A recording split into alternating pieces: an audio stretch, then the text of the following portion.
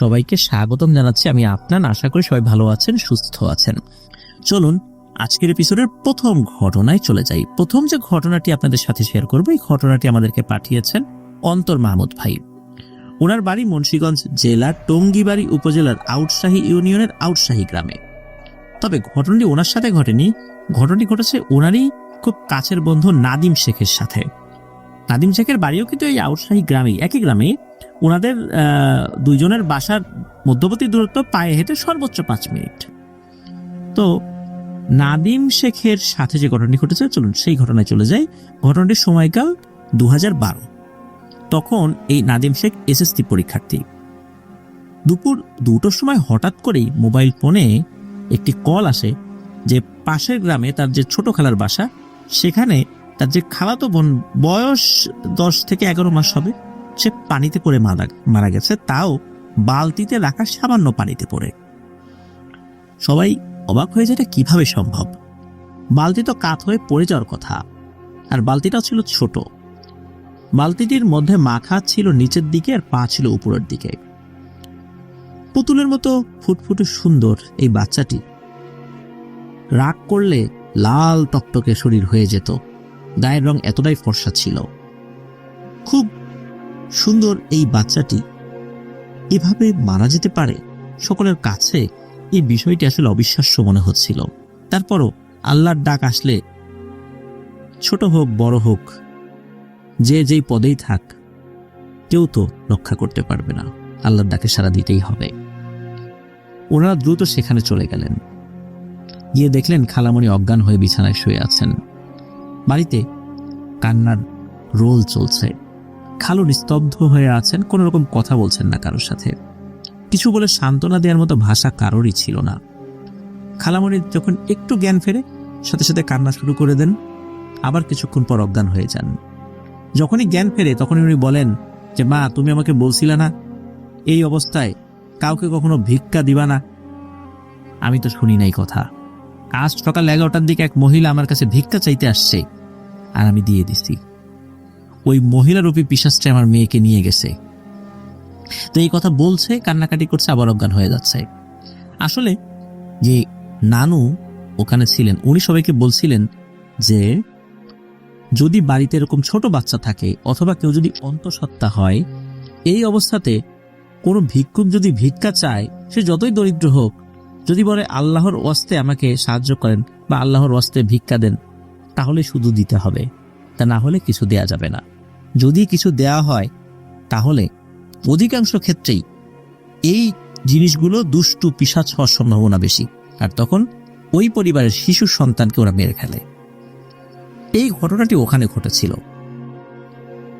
High প্রিয় listener, কেমন আছেন? আশা করি ভালো আছেন। আজকের যে এপিসোডটি সেটি খুব ইন্টারেস্টিং, বিকজ বাছাইকৃত ঘটনাগুলো আমি এখানে শেয়ার করেছি।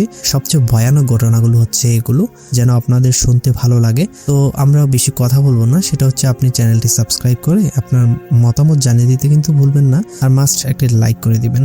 তো চলুন আমরা মূল ঘটনায় ফিরে যাই। ধন্যবাদ। দুপুর বেলা বাচ্চাটি মারা যায়, অথচ 11টার দিকে, মানে বেলা 11টার দিকে ওই মহিলাকে সে ভিক্ষা দিয়েছিল। মহিলাটির আচার আচরণ সন্দেহজনক ছিল। এখন অনেকেই তো ভিক্ষা চায়, সবার আচার আচরণ তো সন্দেহজনক নয়, তবে কিছু কিছু সময় আমাদেরকে খুব খেয়াল রাখতে হবে। এটাই নানু সবাইকে বলছিলেন, পরামর্শ দিচ্ছিলেন। এদিকে বাড়িতে তো আসলে শোকের মাতম চলছে। এই যে নাদিম শেখদের যে বাড়ি আর ওনার খালার যে বাড়ি, এর মধ্যবর্তী দূরত্ব 1 কিলোমিটার পথ। আর নানুদের বাসা মূলত কাছেই ছিল, তবে নানা নানি থাকতেন হচ্ছে পোস্তগোলা, শ্যামপুরের একটা বাসায় আর কি। তো যাই হোক, বাড়িতে তো অনেক মেহমান চলে আসছে। বিকাল নাগাদ দাফন কাফন শেষ হয়ে যায়। তখন এই যে নাদিম শেখ আর ওনার আম্মু, এই দুইজন বলে যান যে আমরা বাসায় যাচ্ছি, রাতের বেলা তোমাদের সবার জন্য খাবার নিয়ে আসবো। তো এই বলে ওনারা ওখান থেকে বেরিয়ে যান। তবে ওই বাসায় এই নাদিম শেখের ছোট 2 বোন এবং ওনার আব্বু থেকে যান। বাড়িতে ফেরত এসে রান্না শেষ করতে করতে রাত প্রায় 9টা বেজে যায়। প্রায় 25 জনের খাবার মাটির চুলায় রান্না করা বেশ কষ্টসাধ্য বিষয়ই বটে। এমনিতে সবারই মন ভালো নাই, একটু বেশি দেরি হয়ে গেছিল রান্না করতে করতে। এরপর নাদিম শেখ ভাই এবং ওনার আম্মু খাবার নিয়ে রওনা দেন। হাতে কোনো চার্জার লাইট নেওয়া হয় নাই, কারণ ওনাদের বাসার রাস্তা তো আসলে খুব ভালো, সমস্যা নাই, আর সবসময় রিক্সা চলে, যার কারণে চার্জার লাইট নেওয়ার প্রয়োজনীয়তা বোধ করেন নাই। আর ওই সময় এই নাদিম শেখ ভাই নোকিয়ার একটা বাটন ফোন ব্যবহার করতেন, ওটারও কিন্তু ওই যে টর্চ লাইটের মতো একটা লাইট, ফ্ল্যাশ লাইট রয়েছে আর কি, ওটা দিয়েও পথ চলা যায়, এই কারণে আসলে চার্জার লাইট নেওয়ার প্রয়োজন মনে করেন নাই।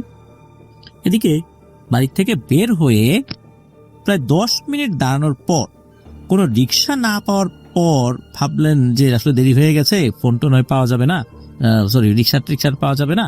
তখন ফোনের ছোট্ট লাইটটা জ্বালিয়ে পায়ে হাঁটা শুরু করেছেন এই নাদিম শেখ আর ওনার আম্মু। অল্প অল্প জ্যোৎস্না ছিল আর কি, পাকা রাস্তা, তাই কোনো সমস্যা হচ্ছিল না হাঁটতে। আর পায়ে চালিত রিক্সা যেগুলো থাকে আর কি, ওর নিচ দিকে হারিকেন থাকে, তো এরকম রিক্সা আসলে দূর থেকে আসলেও বোঝা যেত আর কি, তবে ওরকম রিক্সা ওই সময় আসছিল না। এদিকে নাদিম শেখ ভাইয়ের হাতে ছিল ইলিশ মাছ ভাজা আর কই মাছের রান্না করা তরকারি, আর ভাতের বাটিটা ছিল অন্য জায়গায়, তবে এই ভাতের বাটির ওজনটা বেশি ছিল, অনেক লোকের ভাত ছিল তো এই জন্য। আর নাদিম শেখ ভাই একটু জোরে জোরেই হাঁটছিলেন, ওনার আম্মুর হাতে ছিল শুধু রান্না করা ডাল। এদিকে নাদিম শেখ ভাইয়ের ফোনের লাইটটা অর্ধেক রাস্তা মোটামুটি আসার পর বন্ধ হয়ে যায়, কারণ চার্জ শেষ। এদিকে উনি একটু তাড়াতাড়ি হেঁটে হেঁটে একটু বেশি এগিয়ে ফেলেছেন, ওনার আম্মু ওনার থেকে বেশ পিছনে পড়ে গেছেন। কিছু সময় পর পরই তাকিয়ে দেখছেন যে ওনার আম্মু পিছনে পড়ে যাচ্ছে, আবার একটু দাঁড়াচ্ছেন, ওনার আম্মু আবার হেঁটে ওনার কাছ পর্যন্ত আসছেন, আবার হাঁটা শুরু করছেন, আবার ওনার আম্মু পিছিয়ে পড়ে যাচ্ছেন, এইভাবে হাঁটছেন। মাথায় কিন্তু ভয়ের কোনো চিন্তা ওই সময় ছিল না। ছোটবেলা থেকে নাদিম শেখ ভাই বেশ সাহসী ছিলেন, ভয় ডর নিজের মধ্যে একটু কমই আসলে তার কাজ করত। ইলিশ মাছ ভাজা, কই মাছ ভাজা বা পিঠা খাওয়ার জন্য কিন্তু এই ভূত প্রেত কিন্তু বিভিন্ন সময় আসে রাস্তাঘাটে, এটা কিন্তু অনেক সময় শুনেছেন তারা। তবে যেহেতু একটা শোকের বিষয় তাদের মাথার মধ্যে ছিল, এসব বিষয়ে ওনাদের মাথায় ওই সময় প্রেক্ষাপটে কাজ করছিল না। আর নাদিম শেখ ভাই ভাবলেন এখনো কি এসব আছে নাকি, চারদিকে এত আলো টালো, এখনো এসব কি চলে, এগুলো মনে মনে ভাবছিলেনও। এতক্ষণে ওনার আম্মু আবার ওনার সামনে চলে আসলেন, তো ওনারা দুজনই হাঁটছেন। ওখানে 3 রাস্তার একটা মোড় রয়েছে, ওনারা ওই মোড়টা একসাথেই পার করেন দুজনই। তো জায়গাটা বেশি ভালো না, ওই জায়গা কেন্দ্রিক বেশ কিছু ঘটনা রয়েছে, বেশ ভয়ঙ্কর ঘটনাই বটে। ওই জায়গাটা পার হলে একটি কাঠের মসজিদ নির্মাণ করা হয়েছিল একটু সামনের দিকে, তো বাইরে লাইট জ্বালানো ছিল, ফজর পর্যন্ত ওই লাইটটা জ্বালিয়ে রাখা হয়। রাস্তার আশেপাশে আর কোনো ঘরবাড়ি নেই। ওই মসজিদটা থেকে একটু আগালে হাতের বাম পাশে আছে একটি মহিলা মাদ্রাসা, ওইখানে যেতে আবার রাস্তা থেকে নৌকার প্রয়োজন, আর অনেক ঘরবাড়ি আবার ওই দিকটাতে রয়েছে। তো ওই দিক দিয়ে নৌকা পারাপার হওয়া যায় ওরকমটাই তার মনে আসছিল। হঠাৎ করে দেখতে পান দূর থেকেই একটি বোরকা পরা মেয়ে দাঁড়িয়ে আছে, একটু একটু চাঁদের আলোতে মোটামুটি স্পষ্টই দেখা যাচ্ছে। 15 থেকে 20 হাত দূরে এই নাদিম শেখ ভাই দাঁড়ালেন। ওনার আম্মু তখন ওনার থেকে প্রায় 10 হাত পেছনে ছিলেন। উনিও আস্তে আস্তে হেঁটে নাদিম শেখ ভাইয়ের কাছে এসে দাঁড়ালেন। এমন সময় উনি দেখতে পেলেন যে ওই মেয়েটা মনে হচ্ছে আস্তে আস্তে মিলিয়ে যাচ্ছে। কারণ কি? কারণ হলো বাজারের দিক থেকে একটা রিক্সার হারিকেনের আলো তাদের কাছে আসছিল। যখন একটু বেশি কাছে আসলো মনে হলো ওইখানে কেউই ছিল না। তখন নাদিম শেখ ভাই মনে করলেন হয়তো তার মনের ভুল ছিল, সে কোনো নৌকায় উঠে গেছে। এরই মধ্যে ওনার আম্মু কাছে আসলো, এসে বললেন কি বেশি কষ্ট হচ্ছে নাকি, তাহলে এগুলো কয়েকটা আমার কাছে দে। তখন নাদিম শেখ ভাই বললেন না, আমার হাতেই থাক, সমস্যা নাই, আমরা তো এসেই পড়ছি, সমস্যা নাই, একটা নৌকায় উঠে যাব। তখন নাদিম শেখ ভাইয়ের মা বলছেন নৌকায় উঠবি মানে? নৌকা তুই কোত্থেকে পাইলি? আর এখানে নৌকা তো চলে না। নৌকা আগে চলতো, এখন তো অনেক আগে এগুলো বন্ধ হয়ে গেছে। দেখ না, এখানে তো একটা কাঠের ব্রিজ হয়ে গেছে, নৌকা তো চলাচল করে না এখানে। তখন নাদিম শেখ ভাইয়ের মনে হলো আরে এতক্ষণ আমি কিসের চিন্তার মধ্যে ছিলাম, আসলে তো এখানে একটা কাঠের ব্রিজ আছে, এখানে তো কোনো নৌকা এখন চলে না। তখন উনি আরেকটু ভালো করে খেয়াল করলেন যে কাঠের ব্রিজটার নিচে কিন্তু অনেক ঘন কচুরিপানা রয়েছে, সেখানে নৌকা চলার কোনো অবস্থাই নাই। এদিকে আরো একটি ব্যাপার ওনার আম্মু জানালেন, সেটা হলো যে বেশ কিছু বছর আগে এই যে মহিলা মাদ্রাসার কাছে একটি মেয়ে গলায় ফাঁস দিয়ে সুইসাইড করেছিল। এরপর থেকে নাকি এই ব্রিজের এখানে একটি বোরকা পরা মেয়েকে দেখা যায় রাতের বেলা। কেউ দেখে ভয়ও কিন্তু পেয়েছে, আবার কেউ দেখে কাছে যাওয়ার পর হঠাৎ করে দেখেছে যে অবয়বটা মিলিয়ে গেছে। উনি কিন্তু ওই মেয়েটার কথা বলেছিল তার মাকে, যে আমি এরকম একটা মেয়েকে এখানে দেখলাম, এখন আর দেখি না। এর প্রেক্ষাপটে ওনার মা ওনাকে এই বিষয়টা বলেছিলেন। ওনার মা বললেন যে তোর এত তাড়াতাড়ি হেঁটে আসা উচিত নেই, আমার সাথে আস্তে আস্তে হাঁটতি।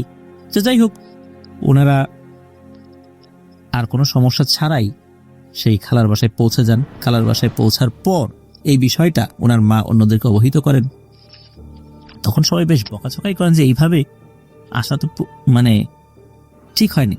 কারণ হচ্ছে দুজন একসাথে আসলে এই বিষয়টা হয়তো বা দেখতো না। যাই হোক, ওদিকে কি হয়, ওই যে খালামণি যার বাচ্চাটা মারা গেছে, তাকে একটা জোর করে কিছুটা খাবার খাওয়ানো হয়। এরপর খালামণি বললেন যে কিভাবে ওনার বাচ্চাটা মারা গিয়েছিলেন। উনি বললেন যে ওই বাচ্চার জন্য ছোট একটা বালতিতে অল্প পানি এনেছিলেন শরীর মোছাবেন বলে, আর ফিডার খাওয়াবেন এই জন্য। আর বাচ্চাটা ঘুমিয়েছিল, এই জন্য বাচ্চাটাকে উঠান নাই।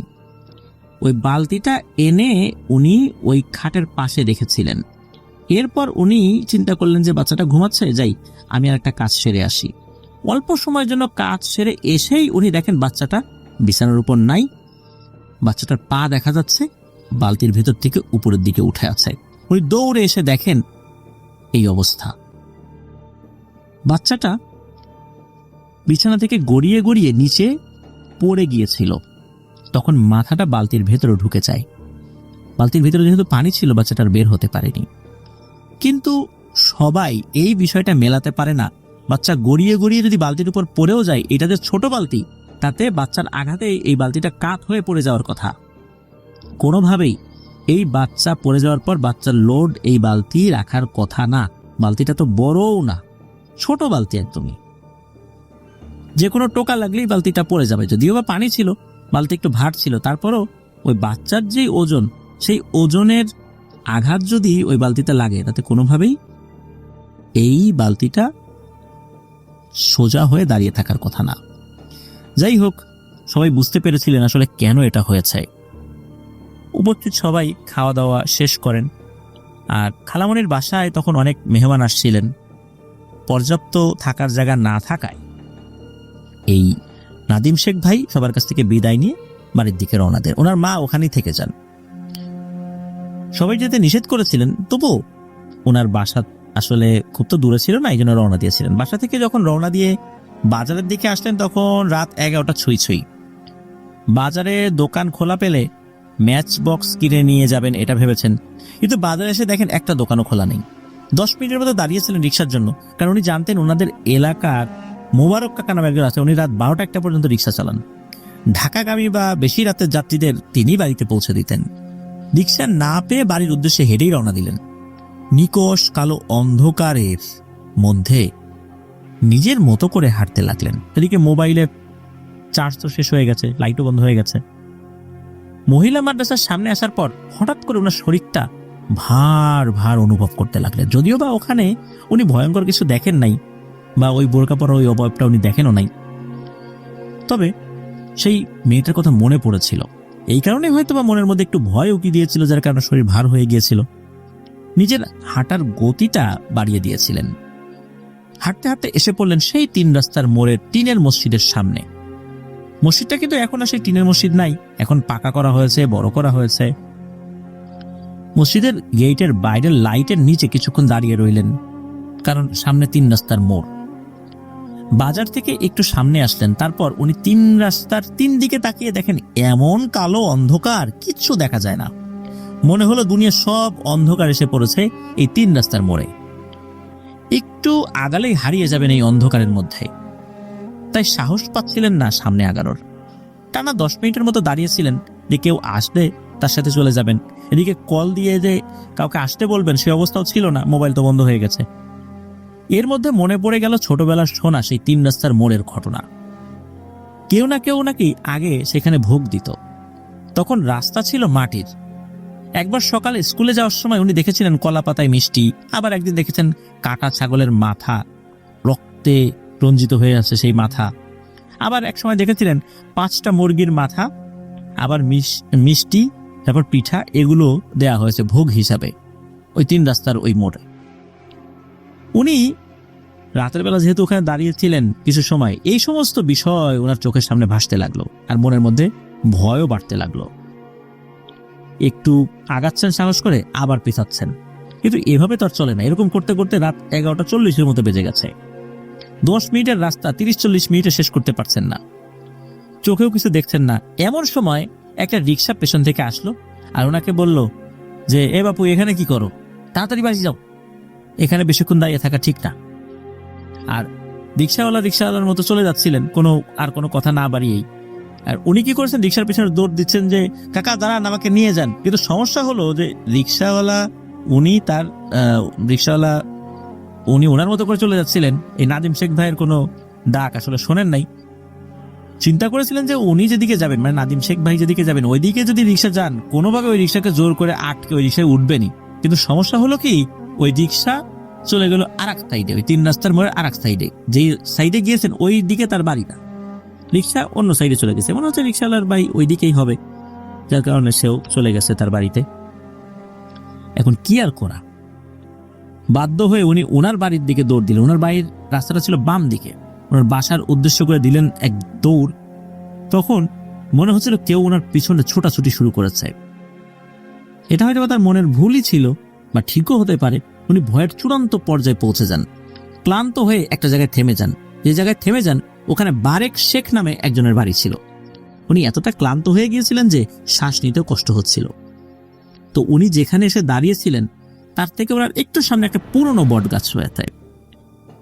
বট গাছের সামনে দিয়ে যাওয়ার সাহস করতে না পেরে এই বারেক শেখের বাড়ির সামনে কিছুক্ষণ দাঁড়িয়ে অবস্থান করলেন। ওই যে বট গাছটা, এটা নিয়েও কিন্তু বেশ কিছু ঘটনা রয়েছে। 2004 সালে এই পাশের এক বাড়ির কাকা, তার নাম হলো সানাউল্লাহ, উনি এই যে বটের পাতা পড়ে তার ফসলের জমি নষ্ট হয়, এই কারণে উনি ওই বট গাছের ডাল কাটার সিদ্ধান্ত নিলেন, যেই ডালগুলো ওনার জমির উপর এসে পড়ে বা ঝামেলা করে। তো উনি একটা ডাল কাটেনও, সময়টা বেলা 11টা এরকম। তো ডাল কাটার পর কোনো সমস্যা ছাড়াই সারাদিনের কাজ শেষ করেন। কিন্তু পরদিন সকালবেলা উনি যখন ঘুম থেকে ওঠেন, ওঠার পর উনি আর কথা বলতে পারেন না, প্রচন্ড জ্বর, ওনার বাক শক্তি হারিয়ে যায়। তিনি প্রায় 20-25 দিন কোনো কথাই বলতে পারেন নাই। অনেক হুজুর ঝাড়ফুঁক করিয়ে তারপর এই বট গাছের ওখানে গিয়ে মাপ টাপ চেয়ে, নাকি ইশারা ইঙ্গিতে মাপ চেয়েছে, যার ডাল কাটবো না, অন্যায় হয়ে গেছে। এরপর নাকি উনি বাক শক্তি ফিরে পান এবং স্বাভাবিক জীবনে ফেরত আসেন। এখন উনি স্বাভাবিক জীবনেই আছেন। এরপরে 2009 সালে আরো একটি ঘটনা ঘটেছিল, যখন এই নাদিম শেখ ভাই ক্লাস 8-এ পড়তেন। বট গাছের সামনের বাড়ির এক মহিলা, যিনি ছিলেন অন্তঃসত্ত্বা, রাত্রে তার ওয়াশরুমে যাওয়ার দরকার হয়। তখন ওই বট গাছ থেকে কোনো একটি ভয়ঙ্কর জিন তার দিকে নজর দেয়। সকাল থেকে শুরু হয় তার অদ্ভুত আচরণ, হঠাৎ হাসি, হঠাৎ কান্না, এরকম চলে 3-4 দিন। তার এই আচরণে সবাই আন্দাজ করতে পারেন কোনো একটা সমস্যা হয়েছে। পরে মুন্সিগঞ্জের গজারিয়া চর থেকে এক নাম করা কবিরাজকে আনা হয় তাদের বাসায়। কবিরাজ এসে এশার নামাজের পর আসন বসায় সেই মহিলার বাড়িতে। তার উপর হাজির করা হয় সেই জিনকে। জিন হাজির হয়ে অকথ্য ভাষায় গালিগালাজ করতে থাকে কবিরাজকে এবং বলে যে, একে তো আমি শেষ করেই ফেলবো। এবং সেই জিনটা বলে, আমরা 7 ভাই মিলে এখানে অনেক বছর থাকি। কবিরাজ জানতে পারেন এই 7 জনের মধ্যে ওই জিনটাই সবার ছোট, আর তার বয়স 700 বছরেরও বেশি। জিন কোনোভাবে এই মহিলাকে ছেড়ে যেতে রাজি হয় না। এখন কবিরাজ জোর করে কোনো কিছু করতেও পারছেন না, কারণ জিনটা ওই মহিলার উপরে আসর করেছিল, আর মহিলা ছিলেন অন্তঃসত্ত্বা, যদি বাচ্চার কোনো ক্ষতি হয় এই জন্য। বিভিন্নভাবে বোঝানোর পর সেই জিনটা তাকে ছেড়ে যেতে রাজি হয়। জিন কথা দেয় সে বাচ্চার কোনো ক্ষতি করবে না, কিন্তু যাওয়ার আগে 5 ধরনের 5 কেজি মিষ্টি, 7 ধরনের 7টি ফল দিয়ে তাকে ভোগ দিতে হবে। কবিরাজ তার কথায় সম্মতি দিলে জিন চলে যায়। কবিরাজের কথা অনুযায়ী ওই দিন রাত 12টায় বট গাছের নিচে 5 ধরনের 5 কেজি মিষ্টি, মানে 1 কেজি 1 কেজি করে 5 কেজি মিষ্টি আর 7 রকমের 7টি ফল দিয়ে আসা হয়। এটা যখনই একজন দিয়ে এসেছে সাথে সাথে নাকি ওই মহিলা চোখ বন্ধ করে ওই বট গাছের দিকে হাঁটা শুরু করেছে তার ঘর থেকে, এবং ওই বট গাছের নিচে গিয়েই অচেতন হয়ে পড়ে যায়। বাড়ির মানুষজন তাকে ধরে বাসায় নিয়ে আসে। পরবর্তীতে কবিরাজ কিছু নিয়ম কানুন বাতলিয়ে দেয় যে এইভাবে চলতে হবে। তো কবিরাজ ওই রাতেই চলে গিয়েছিলেন। তাকে থেকে যাওয়ার কথা বলা হলেও কবিরাজ বলেছিলেন যে যেই বাড়িতে চিকিৎসা করা হয়, বিশেষ করে জিন সংক্রান্ত চিকিৎসা করা হয়, সেই বাড়িতে তার থাকা নিষেধ। পরের দিন থেকে ওই মহিলা স্বাভাবিক আচরণ করে এবং এই কবিরাজকে ফোনে জানানো হলে কবিরাজ বলেন যে সেই জিনটা সেই ভোগ গ্রহণ করেছে। আবার আরেকটা ঘটনা 2009 সালের শেষ বা 2010 সালের শুরুর দিকে হবে। তো এক শ্রেণীর বেদের সম্প্রদায় যারা বিভিন্ন এলাকায় ঘুরে ঘুরে পাখি শিকার করে, এমনি একটা বেদের দল রাস্তা দিয়ে হেঁটে যাওয়ার সময় সেই বটগাছ দেখে সেখানে দাঁড়িয়ে যায়। তো ওই বেদের দলের একজন লোক ওই বটগাছের দিকে হেঁটে যায়, তখন কিছু মানুষ তাকে নিষেধ করে। তখন ওই লোকটি জানায় সে বটগাছ থেকে আঠা সংগ্রহ করবে, অন্য কোনো কিছু করবে না। মূলত এই আঠা সে পাখি শিকারের কাজে ব্যবহার করবে। সবাই বেদেকে নিষেধ করে যে না, এটা করা যাবে না। সে জোরপূর্বক ওই বটগাছের কাছে যায় এবং সে বলে তার কোনো কিছুতেই ভয় নেই, কারণ তার কাছে তার সর্দারের দেয়া নাকি একটি তাবিজ রয়েছে। সেটা সবাইকে দেখায়, এই দেখো তাবিজ, এটা থাকলে আর কোনো ভয় নেই। তারপর সেই বেদে আঠা সংগ্রহ করতে উপরে উঠে যায় বটগাছের উপর। সময় তখন আনুমানিক 12টা আর কি এরকম। তো বটগাছের উপরে উঠে ছুরি দিয়ে একটা ছোট গর্ত করেছে মাত্র, তখনই হঠাৎ চিৎকার দিয়ে গাছের পেছনের দিক থেকে পড়ে যায় সেই বেদের সদস্য। তার চিৎকার শুনে সবাই যখন তার কাছে যায় তখন সবাইকে উদ্দেশ্য করে বলতে থাকে, আমারে বাঁচান, আমারে খেয়ে ফেলবে। তখন সবাই তাকে উদ্দেশ্য করে বলে সে কি দেখেছে, কিসে তাকে খেয়ে ফেলবে। তখন সেই বেদের সদস্য জানায় গাছের উপরে সে ওই আঠা সংগ্রহ করার জন্য যখন গর্ত করছে তখন হঠাৎ করে সে শো শো আওয়াজ শুনতে পায়, যা সাধারণত সাপরা করে থাকে। আওয়াজ শুনে উপরের দিকে তাকালে সে দেখতে পায় বিরাট একটা সাপ। এটা কোনো অজগর সাপও না, কিন্তু এটা কি সাপ উনি বলতে পারেন না। এত বড় সাপ উনি জীবনে কখনো দেখেন নাই। সেই সাপটি বিশাল বড় হা করে তার দিকে এগিয়ে আসছে, আর এটা দেখেই উনি পড়ে গিয়েছেন। সেই বেদে জানায় যে এই সাপকে আরেকটু হলেই তাকে খেয়ে ফেলতো। একটা বড় একটা গরু ওই সাপের মুখে নাকি অনায়াসেই ঢুকে যাবে, এমন একটা অবস্থা। পরে সবাই মিলে সেই বেদেকে মাথায় পানি ঢেলে শান্ত করে, আর সে সাথে আরো কয়েকজন মানুষকে নিয়ে ওই বটগাছের কাছে যায়। বটগাছের দিকে তাকিয়ে কান্নাকাটি করে ক্ষমা চায়। প্রায় 1 ঘন্টা ধরে সে মাপটাপ চায়।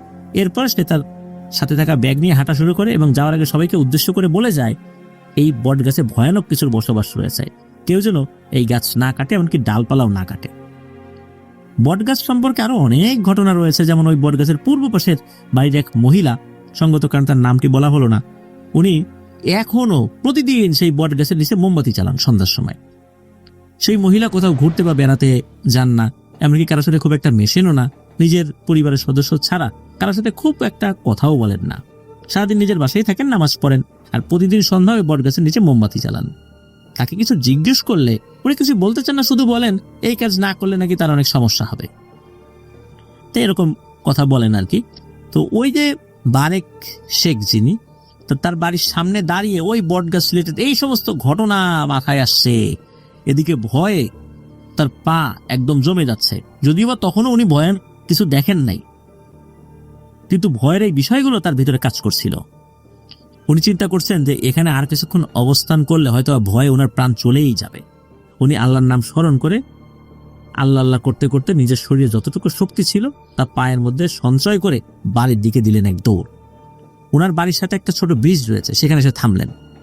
ব্রিজ থেকে ওনার কাকার বাড়ির বাইরের লাইটটা দেখা যায়। এটা দেখে কিছুটা স্বস্তির নিঃশ্বাস ফেলেন এবং এরপর নিজের বাসায় ফেরেন। ভয় কিন্তু তখনও পুরোপুরি কমেনি ওনার পরিবার তখন খালার বাসায়, তাই কি পরিমাণ ভয় পেয়েছেন আসলে কাউকে বলতেও পারেন নাই।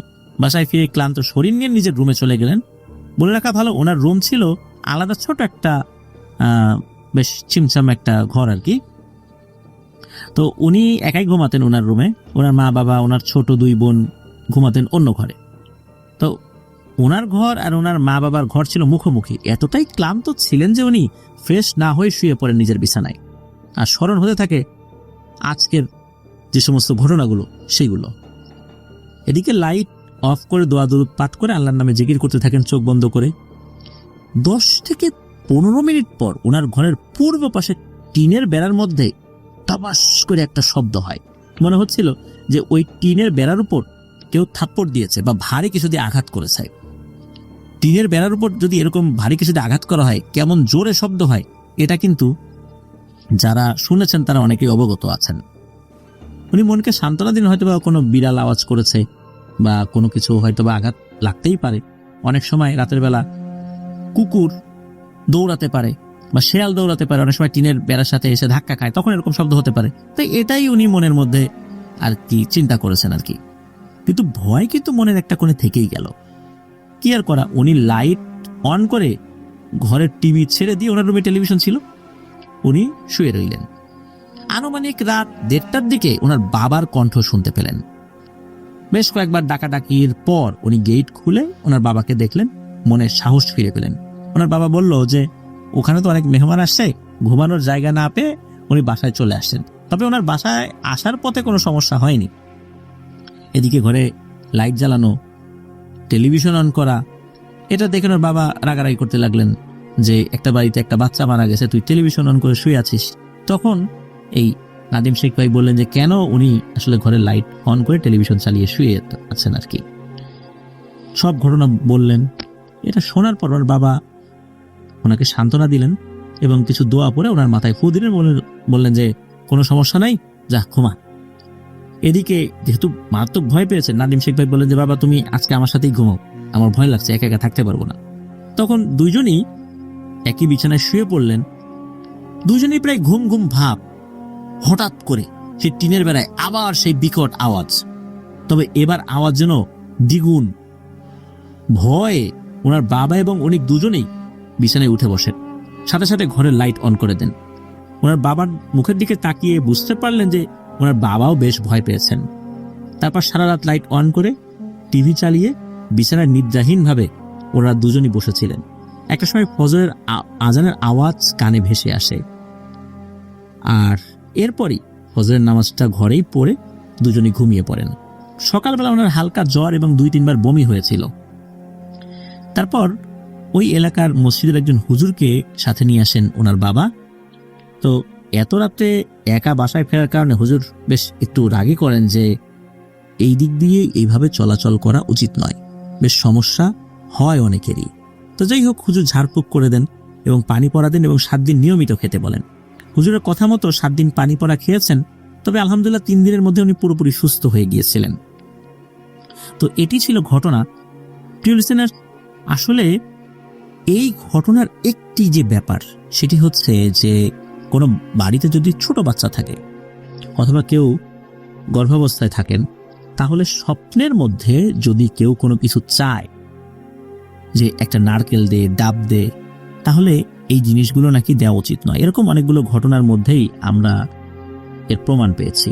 এছাড়া বাড়িতে কিন্তু কোনো লোক এসে এরকম ভিক্ষাও চাইতে পারে। ধরুন ঢাকা শহরের ফ্ল্যাট বাসা, সেখানে ভিক্ষুক আসলে প্রবেশ করার সুযোগ নেই।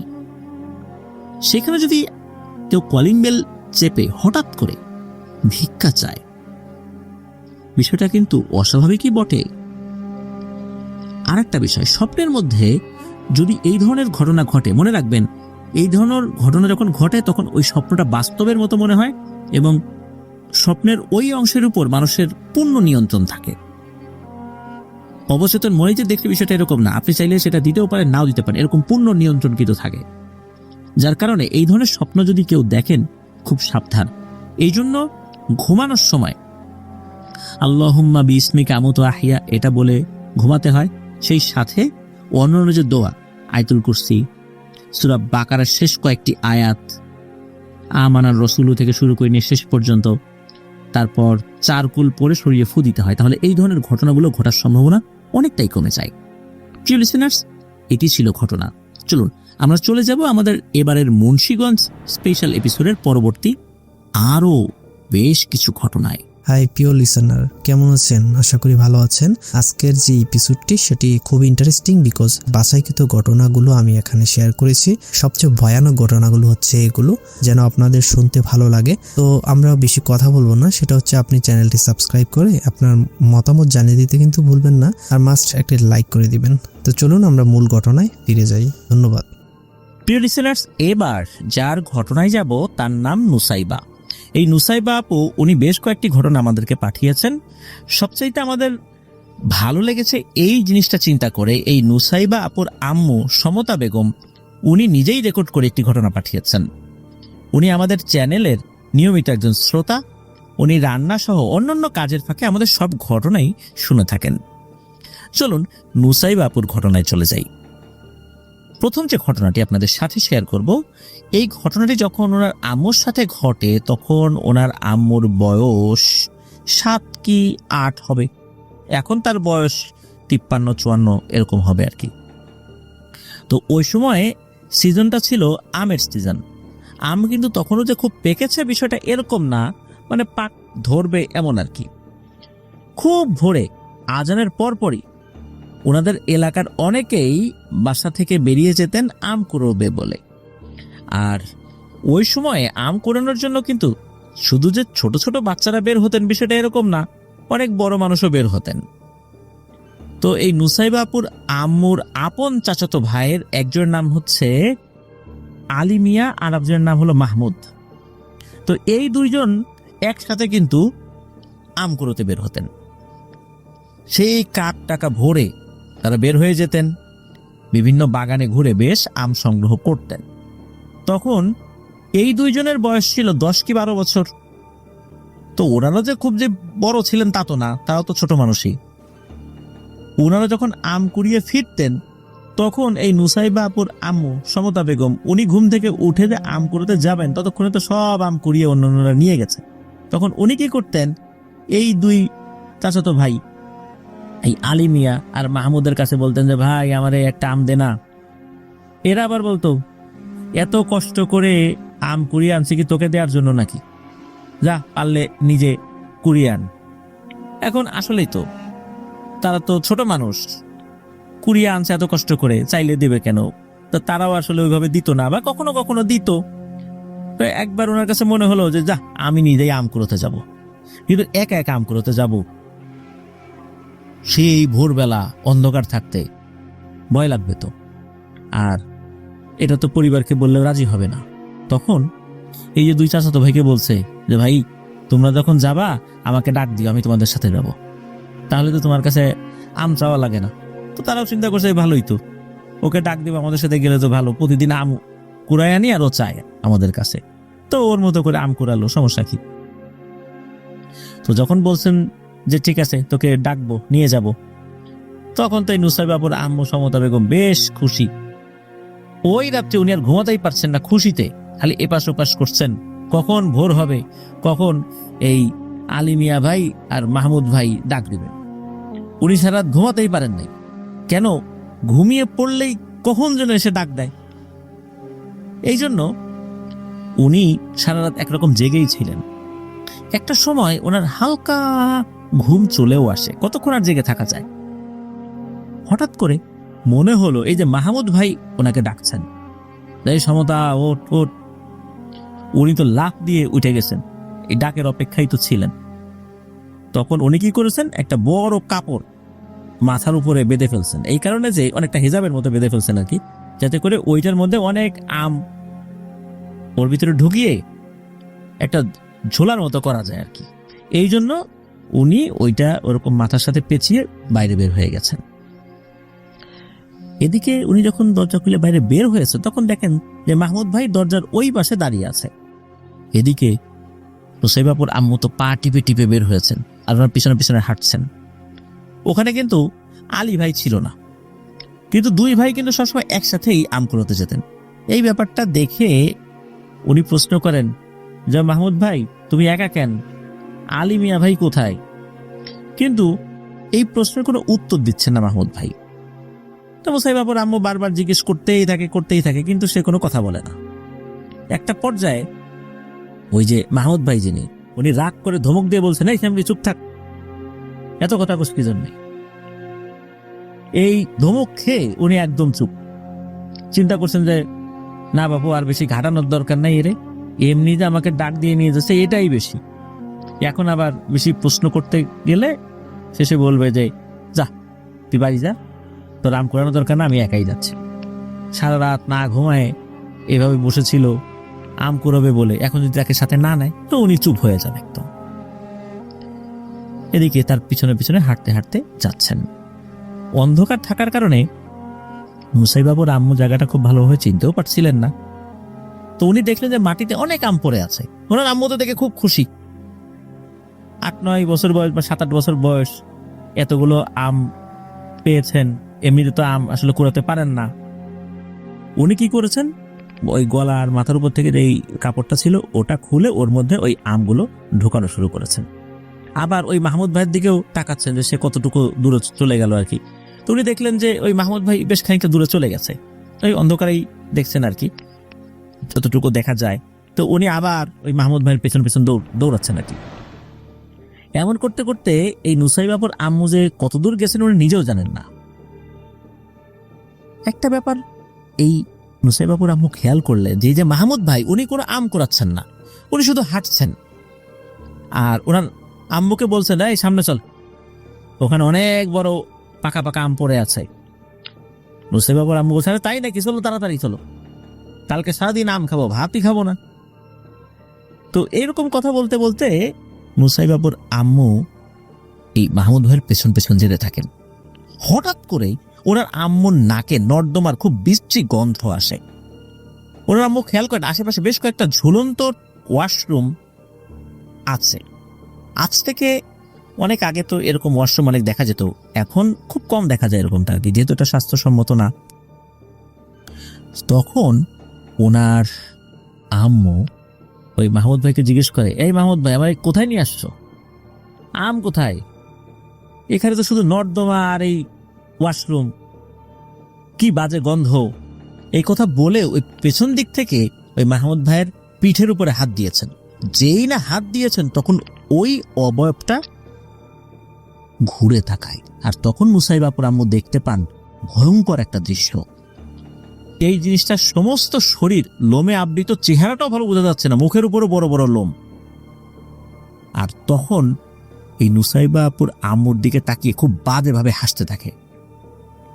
উনি ছোট মানুষ, 7-8 বছর বয়স, তার কতটুকু বা সাহস, তারপরেও উনি প্রচন্ড ভয় পেয়েছিলেন কিন্তু সাহস হারান নাই।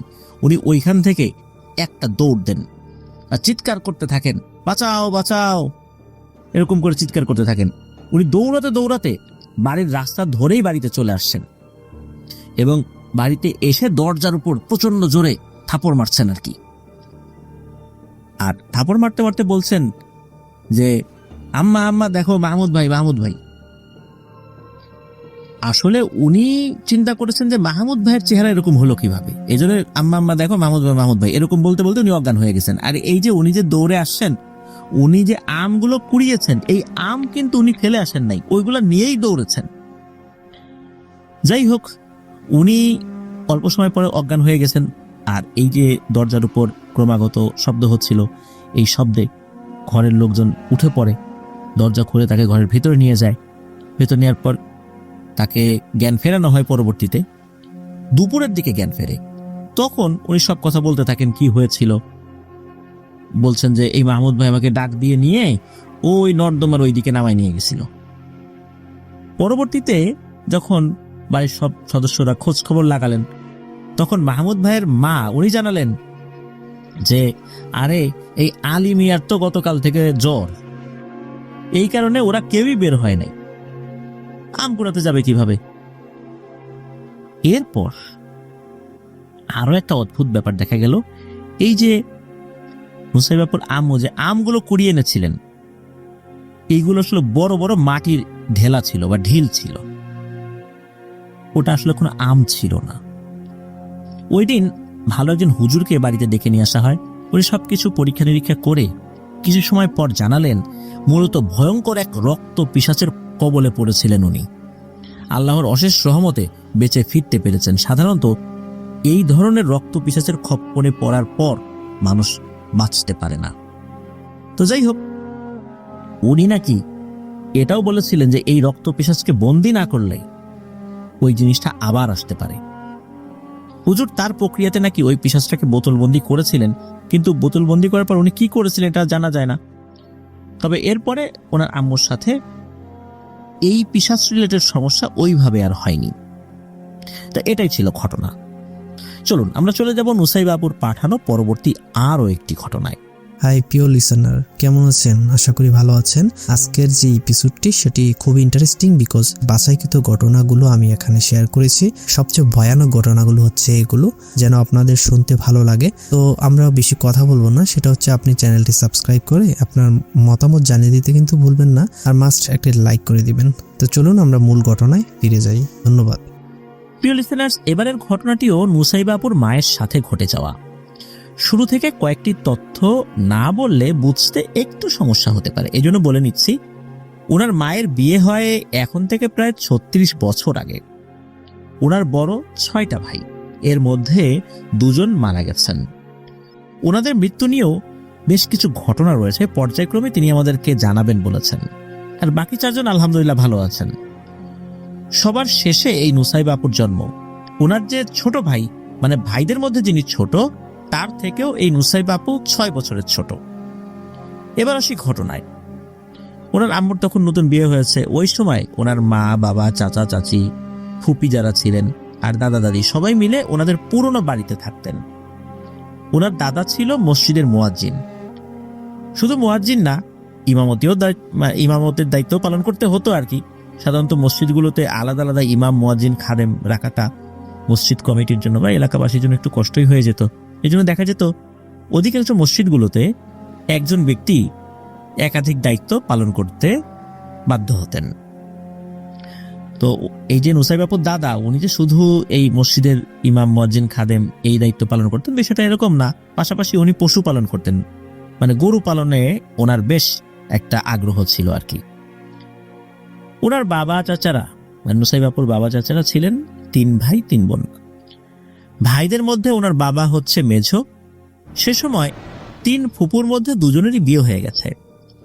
তারপর নুসাইবা আপুর বাবাকে বিয়ে করানো হয়। তো বাড়ির কিছুটা দূরেই ধলেশ্বরী নদী।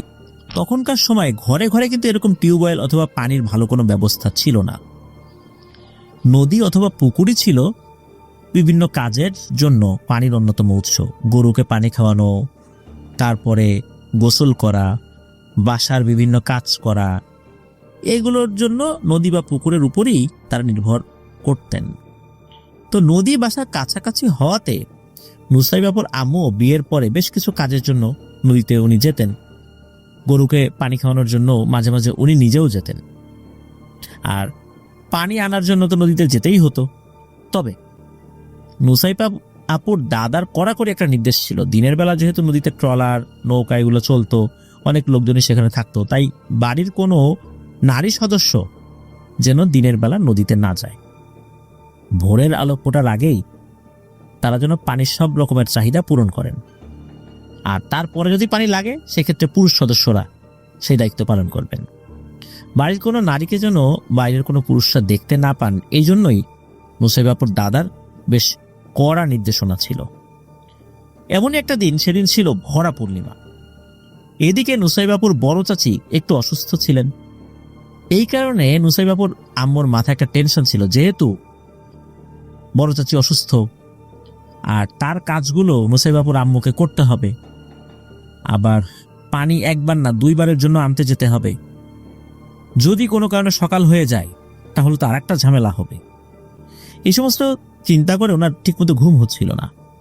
হঠাৎ ওনার আম্মু চোখ খুলতেই তাকে দেখেন টিনের ফাঁকা দিয়ে আলো আসছে। ওনার আম্মু লাফ দিয়ে ঘুম থেকে উঠে ভাবেন, হাই হাই, কি হলো, সকাল হয়ে গেল নাকি? ওনার আম্মু খুব তাড়াহুড়ো করে ঘড়ি না দেখে কলস নিয়ে বেরিয়ে যান পানি আনার জন্য। কিন্তু চারদিকের পরিবেশটা একদম থমথমে ছিল। নদী পাড়ের বালুগুলো চিকচিক চিকচিক করছিল দিনের আলোর মতো। চারদিকের সবকিছুই পরিষ্কার দেখা যাচ্ছিল। কাজের টেনশনে আবার ভোর হয়ে গেল কিনা এসব ভাবতে ভাবতে ওনার মনে আসলে কোনো ভয় কাজ করছিল না। ওনার মনে তখন একটাই ভয় যে কেউ চলে আসলো নাকি আবার আশেপাশ থেকে, কেউ যদি দেখে ফেলে আর ওনার শ্বশুরের কানে যায় তাহলে তো সর্বনাশ। কিন্তু চারদিক এমন শুনশান নীরব হয়েছিল যে অনেক দূরের কোনো শব্দ মনে হচ্ছে কানে অনেক জোরে আওয়াজ করছিল। হঠাৎ করে নুসাইবাপুর আম্মু ঠক ঠক ঠক এরকম শব্দ শুনতে পান। ওনার আম্মু ভাবেন নদীতে হয়তোবা কোনো নৌকা বা লঞ্চ এগুলো চলাচল করছে। অনেক সময় ইঞ্জিন স্টার্ট দিলে প্রথমে ঠক ঠক ঠক এরকম একটা আওয়াজ হয়ে তারপর স্টার্ট নেয়, এরকম কোনো কিছু কিনা। কিন্তু ওনার এই ধারণাটা ভুল হয়ে গেল। উনি দেখতে পেলেন উনি যেই পথ ধরে এসেছেন সেই পথের থেকেই একটু দূরে দুটো গরু মারামারি করছে, শিং দিয়ে গোদাগুদি করছে, এবং ওই গোদাগুতির শব্দটাই ঠক ঠক হয়ে ওনার কানে আসছে। অবাক করা ব্যাপার হলো এরা মারামারি করতে করতে এই নুসাইবাপুর আম্মুর দিকে এগিয়ে আসছিল। এদিকে ওনার আম্মু জোরে জোরে হাঁটছিল আর মনে মনে ভাবছিল এত এই সময়ে এই গরুগুলো কোত্থেকে ছুটে আসছে। আর গরুগুলোর সাইজও ছিল বেশ বড়, এত বড় গরু উনি আসলে আগে কখনো দেখেন নাই। গরু আবার এত বড় হয় নাকি? উনি চিন্তা করছেন যে ঠিক দেখছেন না ভুল দেখছেন, কিন্তু না, ঠিকই তো। হঠাৎ করে কি হয়, ওরা নিজেদের মধ্যে মারামারি বন্ধ করে হাঁটতে হাঁটতে নুসাইবাপুর আম্মুর দিকে এগিয়ে আসতে থাকে। আর তখন ওনার আম্মু 1 পা 2 পা করে পিছন দিকে হাঁটতে থাকে। হঠাৎ করে আবার এই দুটো গরু নিজেদের মধ্যে মারামারি শুরু করে। এটা দেখে তো নুসাইবাপুর আম্মু বেশ ভয় পাচ্ছিলেন। ভূতের ভয় পাচ্ছিলেন বিষয়টা এরকম না, এত বড় গরু যদি ওনাকে এখন এসে ধাক্কা দেয়, শিং দিয়ে গুঁতো দেয়, তাহলে তো উনি মারাত্মকভাবে আহত হবেন বা মারাও যেতে পারেন। আর এই মুহূর্তে আশেপাশে কেউ নাই, কি করবেন উনি? উনার খুব কান্না পাচ্ছিল। এমন সময় উনি বলে ওঠেন, কেউ আছেন আশেপাশে, আমাকে একটু সাহায্য করবেন? একবার বলেছেন শুধু। হঠাৎ করে কোত্থেকে যেন বেশ লম্বা জুব্বা পরা, সাদা দাড়ি, মুখে এক অসাধারণ সুন্দর চেহারার একজন মানুষ এসে ওনার সামনে দাঁড়ান। হঠাৎ করে এই লোকটাকে দেখে নুসাইবাপুর আম্মুর খুব ইতস্তত বোধ হচ্ছিল। ভেবেছিলেন যে ইনি হয়তো মসজিদের ইমাম হবেন, কিন্তু ওনাকে দেখে তো এই এলাকার লোক বলে মনে হচ্ছে না। শুধু এই এলাকার লোক না, উনি এই এলাকায় তো নতুন বিয়ে হয়েছে, সবাইকে চেনেন, বিষয়টা এরকম না। কিন্তু গ্রামের মানুষের পোশাক আশাক, চেহারা যেরকম হয় তার সাথে এটা মিল ছিল না। এটা দেখে ওনার মনে হচ্ছিল যে এই এলাকার লোক উনি না। যাই হোক, লোকটা হঠাৎ করেই ওই গরুগুলোকে উদ্দেশ্য করে বলতে শুরু করলো, কিরে, হ্যাঁ, এই মেয়েটাকে একা পেয়ে এভাবে ভয় দেখাচ্ছিস? তোর আর ভালো হবি না কখনো। এই মেয়েটা কি তোদের কোনো ক্ষতি করেছে? কেন ওকে ভয় দেখানোর জন্য পিছু নিয়েছিস? আর এগুলা করে তোর লাভ কি? মানুষের ক্ষতি করে কোনো লাভ হবে? আল্লাহর ভয় নেই তোদের? কবে বুঝবি তোরা? হ্যাঁ, আল্লাহর সামনে কিন্তু এসব কাজের হিসাব দিতে হবে। যা, এখান থেকে চলে যা, আর এদেরকে ভয় দেখাতে আসবি না। এরপর কি হলো, ওই গরুগুলো মনে হলো এই মুরব্বী লোকের কথাটা শুনে আস্তে আস্তে শান্ত হয়ে হেঁটে চলে গেল। কোথায় যে চলে গেল এটা নুসাইবাপুর আম্মু বুঝতে পারেন নাই। এরপর লোকটা নুসাইবাপুর আম্মুকে বলল যে, মা, তুমি এত রাত্রে বের হয়েছো কেন? তোমাকে তো দেখে মনে হচ্ছে তুমি কোনো বাড়ির বউ। তখন নুসাইবাপুর আম্মু বললেন যে, চাচা, কোথায় এত রাত? এই তো এখনই সকাল হয়ে যাবে কিছুক্ষণের মধ্যেই। তখন ওই লোকটা বলল, মা, তুমি কি ঘড়ি দেখে বের হও নাই? তুমি জানো এখন রাত কয়টা বাজে? ফজরের আজান হতে এখনো অনেক দেরি। তুমি একটা বড় বিপদের মুখে পড়তে যাচ্ছিলা।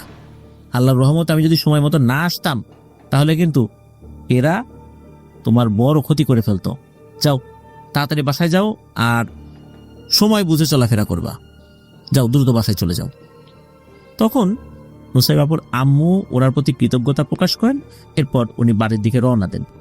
কয়েক কদম যাওয়ার পর আবার কি মনে করে পেছন দিকে তাকিয়ে দেখেন কেউ নাই। এরপর উনি এক দৌড়ে বাসায় চলে আসেন। বাড়িতে এসে উনি ওনার যেই ঘরটার, যে ঘরে ওনার হাজবেন্ড শুয়েছিলেন, মানে নুসাইবাপুর বাবা শুয়েছিলেন আর কি, ওইখানে ডাকাডাকি করছেন। হঠাৎ করে এরকম ডাকে নুসাইবাপুর বাবা তো ধর্মর করে লাফ দিয়ে উঠছেন যে, কি হলো, কি হলো, এত রাতে ডাকাডাকি করছো কেন? পাগল হয়ে গেছো নাকি? তখন নুসাইবাপুর বাবা দেখলেন যে নুসাইবাপুর আম্মু ঘেমে একাকার, খুব ভয় পেয়েছেন বলে মনে হচ্ছে আর কি। তখন নুসাইবাপুর আব্বা বা নুসাইবাপুর বাবা নুসাইবাপুর আম্মুকে জিজ্ঞেস করেন, কি হয়েছে তোমার? তখন নুসাইবাপুর আম্মু বলেন যে, দেখো তো ঘড়িতে কয়টা বাজে। তখন বালিশের পাশ থেকে ঘড়িটা নিয়ে, একটা হাত ঘড়ি ছিল আর কি, এটা নিয়ে বললেন যে এখন তো 2:27 তখন নুসাইবাপুর আম্মুর বুকটা ধস করে ওঠে। কারণ কি, যে উনি তো সকাল মনে করে বাইরে বের হয়েছিলেন, এত রাত এখন, এটা কিভাবে সম্ভব? আর ওই মুরব্বী তো বলেছিলেন যে এখন অনেক রাত। উনি ওই সময় বিষয়টা বলেন নাই, তবে এতটুকু বলেছিলেন যে উনি সময় না বুঝে পানি আনতে গিয়েছিলেন, তাই উনি আবার যখন বুঝতে পেরেছেন দ্রুত চলে আসছেন। তো ওই সময় ওনার বাবা অনেক রাগ করেন আর কি, যে তুমি দেখো নাই মাথার পাশেই তো ঘড়ি, ঘড়ি দেখে বের হবে না, আল্লাহ না করুক যদি বড় ধরনের কোনো বিপদ আপদ হতো। পরের দিন সকালবেলা মূলত এই ঘটনাটি বাড়ির সবাইকে খুলে বলেছিলেন। তো নুসাইবাপুর দাদা এই বিষয়টি জানার পর মসজিদের একজন ইমাম সাহেবকে বিষয়টি যখন বলেন, তখন ইমাম সাহেব বলেন এই রাস্তায় দুটো দুষ্টু প্রকৃতির বদ জিন আছে, ওরা এই দিক দিয়ে চলাচল করে গভীর রাত্রে। তো মূলত পূর্ণিমা এবং অমাবস্যার রাতে চলাচল করে, গত রাতটা ছিল পূর্ণিমার রাত। তো ওই সময় যখন উনি সময় ভুলে ওই দিক দিয়ে যাচ্ছিলেন, তখন ওরা ওনার ক্ষতি করার জন্য এসেছিল। আর ওই সময়ে একজন আল্লাহওয়ালা পরহেজগার জিন ওই রাস্তা দিয়ে যাচ্ছিলেন।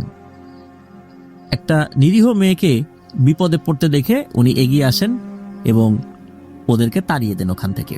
যদি ওরা ভালো কথায় না যেত, তাহলে ওই পরহেজগার জিনটা ওই দুটো জিনের উপর চড়াও হতেন। যেহেতু ওরা ভালোই ভালোই চলে গেছে, এই জন্য তার উপর আর চড়াও হন নাই। তো যাই হোক, উনি ঝাড়ফুঁক করে দেন। তো ওই ঘটনাটা এখানেই সমাপ্তি হয়ে যায় আর কি। তো এটাই ছিল ঘটনা। প্রিয় লিসেনার্স, এবারের ঘটনাটি নুসাইবাপুর, তবে ঘটনাটি ঘটেছিল ওনার ছোট ভাইয়ের সাথে। ছোট ভাই বলতে ভাইদের মধ্যে যিনি ছোট। আগের ঘটনাতে বলেছি যে ওনারা 6 ভাই ছিলেন, 2 ভাই মারা গিয়েছেন, অন্য 4 ভাই রয়েছেন। 4 ভাইয়ের মধ্যে সবার যিনি ছোট ভাই, তার থেকেও নুসাইবাপুর 6 বছরের ছোট। তো উনি এখনো অবিবাহিত, এখনো ওনার বিয়ে হয়নি। অন্য 3 ভাইয়ের বিয়ে হয়ে গেছে, তাদের আলাদা আলাদা ঘর তৈরি করে দেওয়া হয়েছে, তারা আলাদাভাবেই থাকছেন।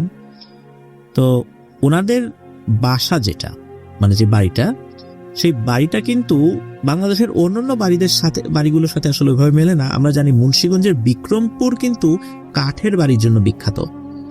আমরা যদি কাঠের বাড়ি দেখতে যাই, এই ঐতিহ্যবাহী কাঠের বাড়িগুলো কিন্তু মুন্সিগঞ্জের বিক্রমপুরে অনেক দেখা যাবে।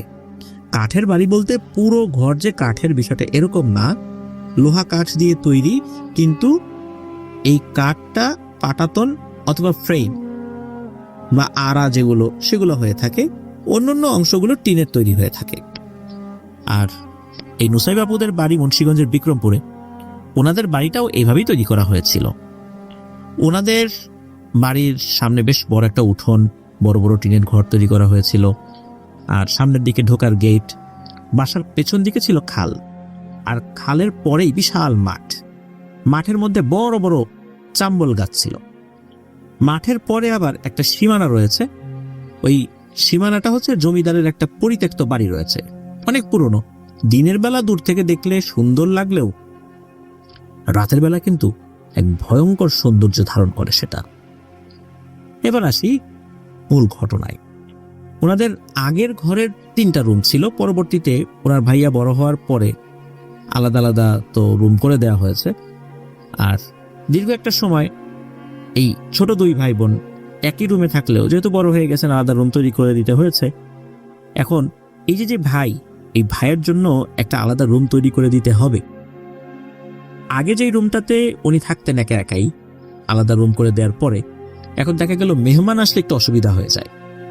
মেহমানদের জন্য অসুবিধা হয়, আবার এই নুসাইবাপুর ভাইয়ের জন্য অসুবিধা হয়। এই কারণে নুসাইবাপুর বাবা চিন্তা করলেন যে সামনের দিকে রুম তৈরি করলে উঠোনটা ছোট হয়ে যাবে, তাহলে ঘরের পেছন দিকটাতে আর একটা রুম করলে কেমন হয়। তো এরকম পরামর্শ যখন উনি পরিবারের সাথে করেন, তখন নুসাইবাপুর আম্মু এই বিষয়টাতে কিছুটা ভেটো দেন। এই কারণে যে উনি বলেছিলেন যে পেছন দিকে ঘর করাটা কি ঠিক হবে, এই পেছনে খাল আছে আর এই দিকটাতে সমস্যা রয়েছে। তখন নুসাইবাপুর বাবা বলেছিলেন আল্লাহর রহমতে কোনো সমস্যা হবে না, আল্লাহ ভরসা। তো এই কথার উপরে, আল্লাহর উপর ভরসা করে উনি রুম তৈরি করেছিলেন। তো এক রাত্রে কি হয়, ওনার ভাই, উনি রুমে শুয়ে আছেন আর ওনার মোবাইল ফোনটা টিপছিলেন আর কি। খুব বেশি দিন আগের কথা না এই ঘটনাটা। তো একটা সময় মোবাইলের চার্জটা শেষ হয়ে যায়, উনি আবার উঠে চার্জে ফোনটা লাগিয়ে শুয়ে পড়েন। ওই ঘরের মধ্যে এক ধরনের অদ্ভুত প্রশান্তি কাজ করতো, কেননা পাশেই তো খাল, খালের উপর আবার কচুরিপানা থাকে। যখন ওই খালের উপর দিয়ে বাতাসটা বয়ে আসে, বাতাসটা বয়ে ঠান্ডা হয়ে যখন রুমের জানালা দিয়ে ঢোকে, তখন দারুণ এক শীতল অনুভূতি সেই রুমের মধ্যে থাকে। তো ওই রুমের মধ্যে ঢুকলে বেশ ভালো একটা প্রশান্তি কাজ করে। ওনার ভাই তো তখন ঘুমানোর প্রস্তুতি নিচ্ছেন, একটা সময় ঘুমিয়েও যান, একদম ঘুমেই আছেন আর কি। কতক্ষণ ঘুমিয়েছেন জানেন না, হঠাৎ করে ওনার ঘুম ভেঙে যায়। উনি খুব ঠান্ডা শীতল এক ধরনের অনুভূতি পান। চিন্তা করেছিলেন রুমটা রাতের বেলা হঠাৎ করে এত ঠান্ডা হয়ে গেল কেন। এমনিতে তো রুম ঠান্ডাই, যেহেতু ঠান্ডা বাতাস আসে, কিন্তু এত ঠান্ডা কিন্তু হয় না। সময়টা কিন্তু শীতকাল ছিল না, গরমকালই ছিল। উনি হঠাৎ করে পাশে তাকিয়ে দেখেন যে আরে ওনার নানু পাশে শুয়ে আছে। রুমে তো ডিম লাইট ছিল, ডিম লাইটে বোঝা যাচ্ছে। তখন এই নুসাইবাপুর ভাই চিন্তা করছেন যে নানু মনে হয় রাতের বেলা আসছে, এসে এই নুসাইবার রুমে না ঢুকে আমার রুমে ভুল করে ঢুকে পড়ছে। তখন বলছে, ও নানু ওঠো ওঠো, তোমার নাতনির রুমে যাও, তুমি মনে ভুল করে আমার রুমে চলে আসছো। তো এই কথা যখন বলেছে, হঠাৎ করে ওই অবাবটা চোখ খুলেছে। মনে হলো যে কথা বলার সাথে সাথে চোখ খুলেছে। আমরা কিন্তু ঘুমায় থাকার পর চোখ খুলতে একটু সময় লাগে, চোখটা একটু জড়ানো থাকে, কিন্তু না, ঠপ করে চোখটা খোলে। আর চোখ খোলার পরপরই এক হাত এই নুসাইবাপুর ভাইয়ের শরীরের উপর উঠিয়ে দেয়। নুসাইবাপুর ভাই ফিল করেন ভয়ঙ্কর ঠান্ডায় হাত, মনে হচ্ছে বরফ তার শরীরের উপরে উঠিয়ে দেওয়া হয়েছে। শুধু যে হাত উঠিয়ে দিয়েছে বিষয়টা এরকম না, পা উঠিয়ে দিয়েছে। আর তখন ওই অবাবটা খুবই বিশ্রীভাবে হেসে দেয়, কিন্তু হাসির কোনো শব্দ হচ্ছিল না ওইভাবে। আর এই দৃশ্যটা দেখার পরপরই নুসাইবাপুর ভাইয়ের শরীর তো একদম ঠান্ডা হয়ে যায়। একে তো ঠান্ডা হাত পা তার শরীরের উপর উঠিয়ে দিয়েছে, আর ভয়ে তার শরীর একদম জমে গিয়েছে। তখন নুসাইবাপুর ভাইয়ের মনে হয় যে আরে নানু তো আমাদের বাসায় না, মামাদের বাসায় থাকার কথা, এত রাতে উনি আসবেন কিভাবে, আর আমার ঘরের দরজাও তো বন্ধ। তখন নুসাইবাপুর ভাই একটু সাহস সঞ্চয় করে বলেন যে কে তুমি, কি চাও, এখানে কেন এসেছ? তখন ওই অবয়বটা কোনো কথা না বলেই সরাসরি ওনার শরীরের উপরে উঠে পড়ে এবং গলা টিপে ধরে। নুসাইবাপুর ভাইয়ের হাইট কিন্তু 6 ফুট 1 ইঞ্চি, বেশ স্বাস্থ্যবান এবং শক্তিশালী এক তাগড়া যুবক। হঠাৎ করে এইরকম অবয়ব ওনার শরীরের উপর উঠেছে। শুধু যে উঠেছে তা না, গলা চিপে ধরেছে। আর ওই অবয়বটা নাকি তার এক হাত নুসাইবাপুর ভাইয়ের গলার ভেতর ঢুকিয়ে দিয়েছে। আমরা যেমন গলার মধ্যে পানি নিয়ে গার্গিল করি, গড়গড় করি, যেরকম শব্দ হয়, ওই ধরনের খুবই তীব্র শব্দ অন্যান্য ঘর থেকে এই যে নুসাইবাপু, তারপর ওনার মা বাবা যারা ছিলেন, ওনারাও হঠাৎ করে শুনতে পান। এদিকে ধুম ধারাম শব্দ হচ্ছে, মনে হচ্ছে ওই ঘরের মধ্যে ভাঙচুর শুরু হয়ে গেছে, ধস্তাধস্তি হচ্ছে। এদিকে ওনাদেরও তো ঘুম ভেঙে গেছে। ওনারা উঠে তাড়াতাড়ি ওই রুমের দরজা এসে ধাক্কাধাক্কি করছেন, এই কি হয়েছে, খোল খোল। এর মধ্যে নুসাইবাপুর ভাই দৌড়ে এসে ঘরটা খুলে দেয়, মানে ঘরের দরজা খুলে দেন উনি। তবে ঘরের দরজা কতটুকু খুলতে পেরেছেন এটা আসলে বোঝা যায় না, কারণ হয়তোবা খোলার আগেই ওনারা ধাক্কিয়ে ঘরের যে খিলটা, মানে দরজার খিলটা ভেঙে ফেলতে সক্ষম হয়েছিলেন। ঘরে ঢোকার সাথে সাথে যখনই লাইট জ্বালিয়েছেন, তখনই সবাই দেখতে পান কোনো একটা কালো অবয়ব জানালা দিয়ে বের হয়ে গেল এবং পানির মধ্যে ঝপাত করে পড়ল। এরকম শব্দও হলো বেশ জোরে, যে শব্দটা সবাই টের পেয়েছিলেন। আর জানালার যে দুটা পার্ট রয়েছে, কপাট আছে, বাইরে ছিল এই কপাটটা। এই কপাট দুটো কিন্তু তখনও নড়াচড়া করছিল, মানে কাঁপছিল। ওই দিক দিয়ে যে শিক দিয়ে বের হয়েছে ওই অবয়বটা, তখন কিন্তু ওই কপাটে ধাক্কা লেগেছে। ওই ধাক্কার কারণে তখনও ওই কপাটটা কাঁপছিল।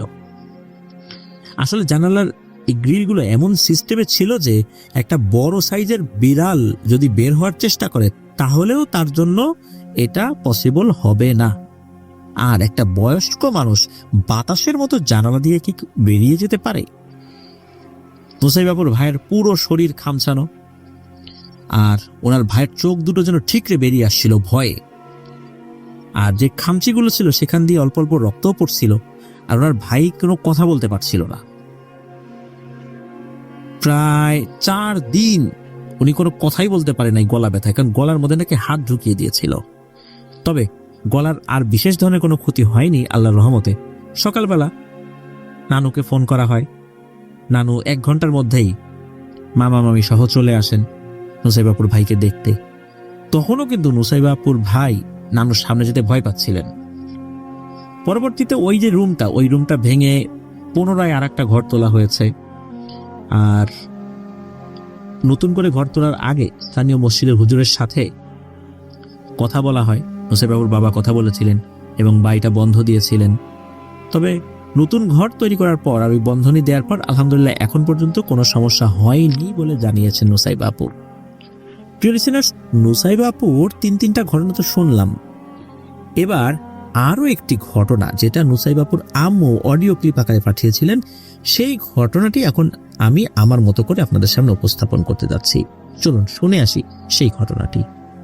প্রিয় লিসেনার্স, এবারের ঘটনাটি আমাদেরকে যিনি দিয়েছেন তার নাম আবরার আহমেদ জাবির। উনি ওনার কাজিনের সাথে ঘটে যাওয়া একটি ঘটনা আমাদেরকে দিয়েছেন। ঘটনাটি আজ থেকে প্রায় 15-16 বছর আগে হবে। ওনার ওই কাজিন তখন 3 বা 4-এ পড়তেন। উনি একটি স্কুলে পড়তেন, মূলত ওই স্কুল কেন্দ্রিক এই ঘটনাটি। সঙ্গত কারণে সেই স্কুলের নামটি বলছি না, তবে সেই স্কুলটি প্রাইমারি টিচার্স ট্রেনিং ইনস্টিটিউটের খুব কাছাকাছি একটা জায়গায়। ওই স্কুলে একটি গাছ ছিল, সেই গাছটি স্থানীয়ভাবে সাবান গাছ নামে পরিচিত ছিল। ওই স্কুলে ওই কাজিনের আপন বড় বোনও পড়তো, তবে তার হতো ফুল ক্লাস আর এই কাজিনের হতো হাফ ক্লাস। দুইজনই তো কাজিন, মানে বড় জনের ফুল ক্লাস হতো, ছোট জনের হাফ ক্লাস হতো। তো দেখা যেত যে একসাথে দুজন কখনই আসলে স্কুল থেকে বাড়িতে ফিরতেন না।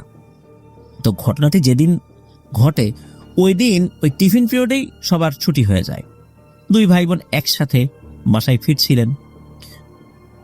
হঠাৎ করে এই 2 জনের নজর যায় ওই সাবান গাছের উপরে। ওনারা দেখতে পান ওই সাবান গাছের উপরে একটি কালো অবয়ব বসে আছে, মানুষের মতোই দেখতে কিন্তু বেশ ভয়ঙ্কর। চেহারাটা যে খুব ভালো বোঝা যাচ্ছিল বিষয়টা এরকম না, বেশ কালো চেহারা, এরকম কিছু একটা। আসলে ওইভাবে বর্ণনা দিতে পারেন নাই, তবে বোঝা যাচ্ছে যে বিষয়টা একটু ভয়ঙ্কর টাইপের। ওনারা চিন্তা করলেন যে স্কুলের ভেতরে এই গাছের উপরে কোত্থেকে এই জিনিসটা এলো। 2 জন মিলে দ্রুত একজন টিচারকে এই বিষয়টা অবহিত করলেন। টিচাররা এই বিষয়টা শোনার পর ওনারা ওই গাছের এখানে এসে দেখলেন না, কোথাও তো কেউ নেই। অন্যদের কাছে জিজ্ঞাসা করা হলো, ওখানকার যারা স্টাফ ছিলেন তাদেরকে জিজ্ঞেস করা হলো, তারা এই ধরনের কোনো অবয়ব দেখেননি বলে জানালেন। কিন্তু অদ্ভুত আর একটা ব্যাপার রয়েছে, সেটা হলো যেই জায়গাটাতে এই 2 জন ওই অবয়বটাকে বসে থাকতে দেখেছিলেন, ওই জায়গাটাতে বড় বড় এক ধরনের পোকা ওনারা নিচ থেকেই দেখতে পাচ্ছিলেন। এই ধরনের পোকা ওনারা আগে কখনো দেখতে পান নাই। তো যাই হোক, ওনারা ওখানে এই পোকা দেখার পরও অস্বাভাবিক কোনো কিছু মনে করেন নাই। আর হঠাৎ করে ওই অবয়ব দেখেছিলেন 2 জন, ওনারা চিন্তা করেছেন হয়তোবা কোনো বাচ্চা টাচ্চা উঠেছিল বা কোনো পাগল উঠেছিল, এরকম হতেই পারে, কিন্তু এত অল্প সময়ের মধ্যে নেমে চলে যাবে। ওনারা তো আসলে ওই সময় ছোট ছিলেন, বয়স কম, এত বুঝ তো তাদের মধ্যে ছিল না। ওরা ওই সময় বাড়িতে চলে যান। এরপর থেকেই ওনার ওই কাজিন, মানে জাবির ভাইয়ের কাজিন, মানে যিনি ছেলে, উনি ওনার ক্লাসের জানালার বাইরে তাকালেই নাকি একটি কালো ছায়া মূর্তিকে দেখতে পেতেন, কিন্তু অন্য কেউ সেটা দেখতে পেত না। সেই স্কুলে একটি স্টোর রুম ছিল যা সবসময় নাকি বন্ধ থাকতো। যদিও বা স্টোর রুম সবসময় বন্ধই থাকে, কিন্তু ভেতর থেকে প্রতিনিয়তই নাকি হঠাৎ হঠাৎ কটমট কটমট শব্দ শোনা যেত। মনে হচ্ছে হাড় চাবালে যেরকম শব্দ হয় না, ঠিক সেই রকম। কিন্তু ভেতরে কি? দরজা জানালা সবই বন্ধ, কুকুর বিড়াল ঢোকারও সুযোগ নেই। তাহলে ভেতরে কে? আর কুকুর বিড়াল এত জোরে কটমট করে কি হাড় চাবাবে? সেটা এত জোরে এই শব্দটা বাইরে আসবে? নিশ্চয়ই না। একবার কি হয়, ওই স্টোররুমের একটা ছিদ্র দিয়ে এই কাজিন তাকিয়েছিলেন। তো স্টোররুমের ভেতরে অনেক উপর দিয়ে কিছু আলো আসতো আর কি। তখন দেখা গেল যে দুটি ছায়ামূর্তি, চেহারা বোঝা যাচ্ছে না, কোনো কিছুর হাড় চেবাচ্ছে। এটা দেখে উনি মারাত্মক ভয় পান। এর ভেতরে তো কোনো মানুষ আসার কথা না, আর দিনের বেলাতে এইসব হচ্ছে। তখন যে রাত তা তো না, স্কুলের সময়। এছাড়া ওই স্কুলে একটি ওয়াশরুম ছিল, যেটা পরিত্যক্তই বলা যায়, খুব কমই ব্যবহৃত হতো সেটা। সেখানকার দেয়ালে নাকি রক্ত দিয়ে কিছু লেখা দেখা যেত, যেটা শুধু সংখ্যার মতো কিছু একটা। আর এই জিনিসটা কিন্তু অন্য কেউ দেখতে পেত না, শুধু এই জাবির ভাইয়ের কাজিনই দেখতে পেত। এটা একটা রহস্য, সেই কেন এই জিনিসটা দেখছে, অন্যরা তো কেউ এটা দেখে না। আর ওই আশেপাশে কিছু ডাব গাছ ছিল, ওই ডাব গাছেও নাকি একটা ছায়ামূর্তি দেখা যেত, বানরের মতো। এই গাছ থেকে ওই গাছ, ওই গাছ থেকে ওই গাছ, এরকম লাফিয়ে লাফিয়ে যেত। এরই মধ্যে ঘটে যায় আরো একটি ঘটনা। এই কাজিনের যিনি মা, উনি তো কোনো একটা কারণে স্কুলে গিয়েছেন, বাচ্চাদের প্রয়োজনেই। তো উনি ওই ওয়াশরুমটাতে গিয়েছিলেন। ওই ওয়াশরুম যে একদম পরিত্যক্ত তা না, মানে এটা খুব কম ব্যবহার করা হয় আর কি। তো উনি যখনই ওই ওয়াশরুমে গিয়েছেন, উনি কিছু সময় পর ফ্রেশ হয়ে বাইরে বের হয়ে আসছেন, কিন্তু ওনার প্রচন্ড মাথা ব্যথা করছিল। ওনার ভাষ্য অনুযায়ী ওই ওয়াশরুমে ঢোকার সাথে সাথে মনে হচ্ছে ওনার ভয়ঙ্কর মাথা ব্যথা শুরু হয়েছে, অথচ ওনার মাথা ব্যথা ছিল না। ওখান থেকে বের হওয়ার পরও ওনার মাথা ব্যথা অনেকক্ষণ ছিল, এরপরে ঠিক হয়ে যান উনি। হঠাৎ করে ওখানে ঢোকার সাথে সাথে কেন এমনটা হলো, এইটার কোনো কুল কিনারা ওনারা করতে পারলেন না। এই ধরনের সমস্যা যখন চলতে থাকলো, সেই কাজিন এই বিষয়টা যখন সকলকে অবহিত করলেন, পরিবারের সবাই যখন জানলেন, তখন ওই স্কুল থেকে তাকে নিয়ে অন্য জায়গায় ভর্তি করা হয়। দুই ভাই বোনকে নিয়ে অন্য জায়গায় ভর্তি করা হয়। তবে এই বিষয়টা শুধু দেখতেন হচ্ছে ওই ছেলেটা, যে ক্লাস 3-তে পড়তো ওই সময় আর কি। আর যে বড় বোন, সে শুধু একবারই দেখেছিল। কেনই একজনই দেখে, কেন অন্যজন দেখে না? আর এটা যদি নিছক হ্যালুসিনেশনই হবে, তাহলে জাবির ভাইয়ের সেই কাজিনের আম্মু কেন উনি ওই ওয়াশরুমে যাওয়ার পর হঠাৎ করে প্রচন্ড মাথা ব্যথা শুরু হলো? আসলে এই বিষয়টা রহস্যাবৃতই রয়ে গেছে। এটা নিয়ে আর অ্যানালাইসিস ওভাবে করা হয়নি। এটি ছিল ঘটনা। প্রিয় লিসেনার, আপনাদের জানা এমন ঘটনা আছে কি? থাকলে কিন্তু আমাদেরকে ইমেল করতে ভুলবেন না। লিখে বা রেকর্ড করে যে কোনোভাবেই আমাদেরকে ইমেল করতে পারেন apnandahorbworldbd@gmail.com এই ইমেল অ্যাড্রেসে। ইমেল অ্যাড্রেসের স্পেলিংটা আমরা আমাদের ভিডিও ডেসক্রিপশনে দিয়ে রেখেছি, সেখানে গিয়ে আপনারা ইমেল অ্যাড্রেসের স্পেলিংটা চেক করে নিতে পারেন। প্রিয় লিসেনার্স, চলুন চলে যাব আমাদের এবারের মুন্সিগঞ্জ স্পেশাল এপিসোডের পরবর্তী আরও একটি নতুন ঘটনায়। এই ঘটনাটি নুসাইবা আপুর পাঠানো শেষ ঘটনা। তবে ঘটনাটি মূলত ওনার আম্মুর নিজের কণ্ঠে রেকর্ড করা ঘটনা ছিল। প্রায় 34 মিনিটের একটি রেকর্ড ফাইল ছিল। আমি খুব মনোযোগ দিয়ে শোনার চেষ্টা করেছি। তো আন্টি বিভিন্ন জায়গায় আঞ্চলিক শব্দ ব্যবহার করেছেন, কিছু কিছু জায়গায় আমার বুঝতে কষ্ট হলেও মোটামুটি ঘটনার মূল বিষয়টা আলহামদুলিল্লাহ আমি বুঝতে পেরেছি। আমি সেই ঘটনাটি এখন আপনাদের সামনে উপস্থাপন করছি।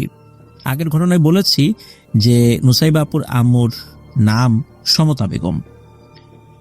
চলুন মূল ঘটনায় ঢুকে যাই। ওনার তখন নতুন বিয়ে হয়েছে। ওনার কিন্তু অল্প বয়সে বিয়ে হয়েছিল। ওনার বিয়ের সময় বয়স ছিল 15 কি 16 বছর।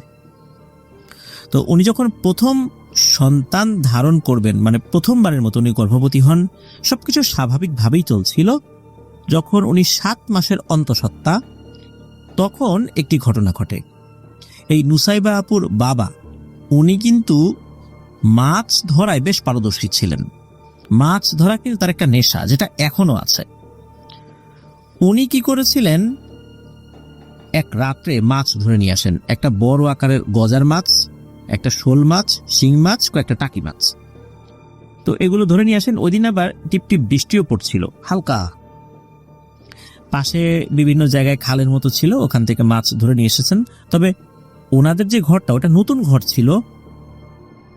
মূল যে বাড়ি, সেই বাড়ি থেকে একটু দূরে নতুন ঘর তৈরি করা হয়েছিল। ওই বাড়িতে কিন্তু শুধু হাজব্যান্ড ওয়াইফ ছিলেন আর কি। ওই সময় তো ওনাদের আর কোনো সন্তানাদি হয় নাই, প্রথমবারের মতো উনি গর্ভবতী হয়েছেন। তো যখন মাছগুলো নিয়ে এসেছেন তখন এই নুসাইবা আপুর আম্মুকে ডাকাডাকি করেছেন।